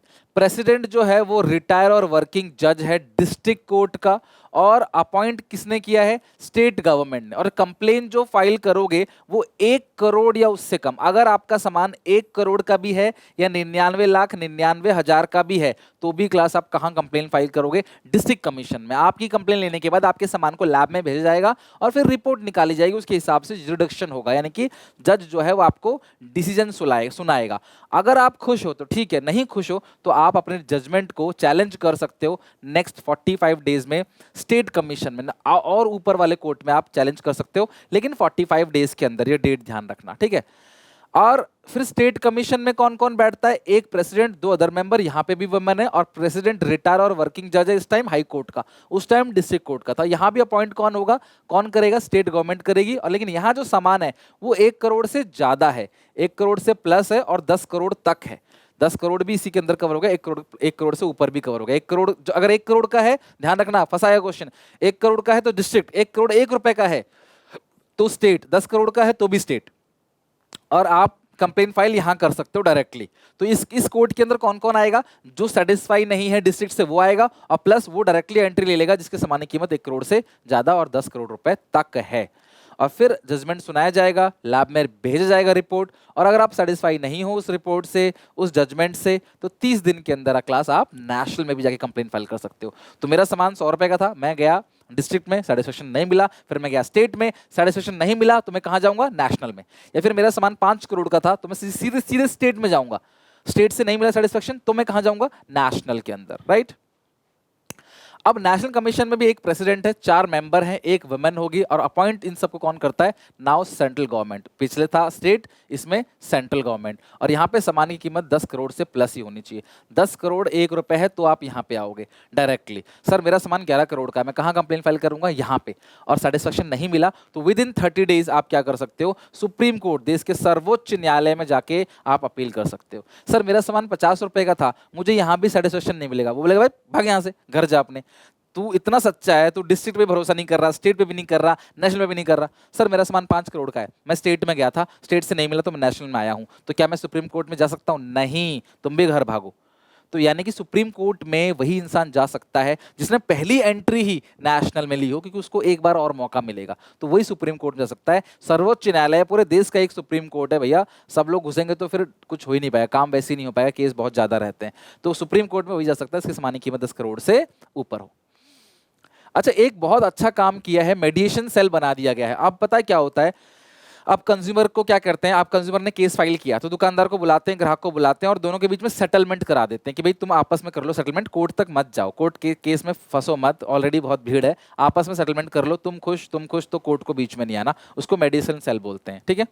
These are the following remedies. Remedies में ऑलरेडी डिस्कस कर चुका हूं कि अगर तुम जीते केस तो तुमको पैसा तुम्हारा वापस मिलेगा, है ना, कॉम्पनसेशन जो लॉस हुआ वो तुमको वो पैसा भी मिलेगा जो तुम्हें उनके सामान की वजह से लॉस हुआ। वो सामान अगर गलत है तो मार्केट से विड्रॉ किया जाएगा उस सामान को, तुम्हारी कॉस्ट जो लगी कोर्ट कचहरी लड़ने में वो भी क्लास सब तुमको मिलेगा। और कोई अगर ऐड उन्होंने गलत डाला था, मिसलीड यानी कि गलत एडवर्टाइजमेंट दिया था, तो वो भी वो ठीक करेंगे और ऐसी अनफेयर ट्रेड प्रैक्टिसेस को डिसकंटिन्यू करेंगे। यही वो मार्क हैं जिनको आपने प्रोडक्ट में चेक करना है, ध्यान समझना, ये वो मार्क हैं जिनको आपको चेक करके ही जाना है। जैसे इलेक्ट्रॉनिक प्रोडक्ट के लिए आईएसआई मार्क होता है ना, एग मार्क एग्रीकल्चर कमोडिटीज के लिए, लाइव स्टॉक के लिए होता है, bureau of Indian standards BIS hallmark gold jewellery के लिए होता है, उल मार्क होता है उलन प्योर उलन प्रोडक्ट को क्लास आइडेंटिफाई करता है, इको मार्क होता है इन्वायरमेंटल फ्रेंडली प्रोडक्ट के लिए, और सर्टिफिकेट जो दिया जाता है basically to ensure proper hygiene and sanitation maintain by the industry of manufacturing, उसको एफएसएसआई बोलते हैं उस सर्टिफिकेट को। और फूड प्रोडक्ट के लिए क्या होता है, एफपीओ मार्क होता है बेसिकली फूड प्रोडक्ट के लिए, ठीक है, फूड प्रोडक्ट हो गया, जैम वगैरह, इन सब के लिए क्या होता है, एफपीओ मार्क। तो ये आपने ध्यान रखना है, ओके। नेक्स्ट है हु कैन फाइल कंप्लेन, कौन कंप्लेन फाइल कर सकता है। तो सबसे पहले कोई भी कंज्यूमर कंप्लेन फाइल कर सकता है, registered consumer association complain file कर सकता है, जो कंज्यूमर ऑर्गेनाइजेशंस होते हैं ना, वो central state government complain file कर सकती है, एक कंज्यूमर लाखों कंज्यूमर हजारों कंज्यूमर के बिहाफ में भी कंप्लेन फाइल कर सकता है, और जो मर गया इंसान उसका जो लीगल हायर है वो भी कंप्लेन फाइल कर सकता है। बहुत सारे एनजीओज बने हुए हैं, कुछ उसमें से जैसे कंज्यूमर कोऑर्डिनेशन काउंसिल हो गया, और वॉइस हो गया, कंज्यूमर एसोसिएशन हो गया, कंज्यूमर गाइडेंस सोसाइटी हो गया, मुंबई ग्राहक पंचायत, इनके नाम याद करने की जरूरत नहीं है, बट हाँ मैंने बता दी कि हमारे कंट्री में बहुत सारे कंज्यूमर ऑर्गेनाइजेशन हैं, क्वांटिटी कम है लेकिन फिर भी बहुत हैं, और ये उनमें से कुछ नाम है। मोस्ट इंपोर्टेंट लास्ट पॉइंट है यहाँ पे, आज हमारा पूरा का पूरा समझ लो सिलेबस एंड हो गया, कल दबा के रिवीजन करेंगे क्लास, सुबह की लाइव रिवीजन प्लीज मिस मत करना एग्जाम के से पहले, ठीक है, मतलब एग्जामिनेशन से पहले, और कल की भी उस लाइव रिवीजन में सब कुछ रिवाइज करेंगे, ध्यान रखना। तो क्या क्या क्लास रोल है कंज्यूमर ऑर्गेनाइजेशन का, सबसे पहला है एजुकेट करना, आम जनता को, गांव के लोगों को सेमिनार वर्कशॉप के थ्रू एजुकेट करना, पीरियडिकल्स जो है वो पब्लिश करना, मतलब न्यूज़पेपर में, अलग अलग मैगजीन्स में ये चीज़ डाल के तुम्हारा ये राइट है, तुम्हारी रिस्पॉन्सिबिलिटी है, कैसे कैसे ग्राहक लूटता है, तुम्हें कैसे सावधान रहना है उनके थ्रू। मोबाइल में भी आप कॉल करते हो, बैंक वाले भी कॉल करते हैं कि ओटीपी मत देना, ये सारी चीज़ें।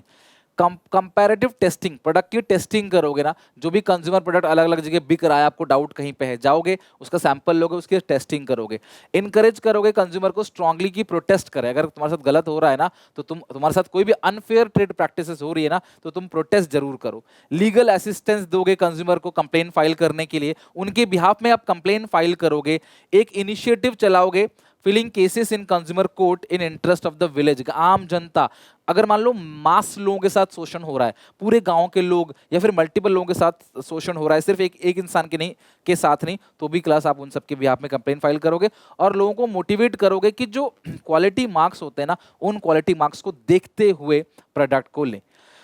ओके तो यहाँ पे क्लास एंड हो गया। आज हमारा फाइनल पूरा का पूरा सिलेबस अच्छे से मैंने तुम्हें रिवाइज करा दिया यार। अब आपकी रिस्पॉन्सिबिलिटी है, इन सब के केस स्टडीज हम लोग कर रहे हैं, इनके एमसीक्यू कर रहे हैं, प्रीवियस ईयर क्वेश्चंस कर रहे हैं। अब आप सबकी रिस्पॉन्सिबिलिटी है कि जम के इसे मेहनत करो।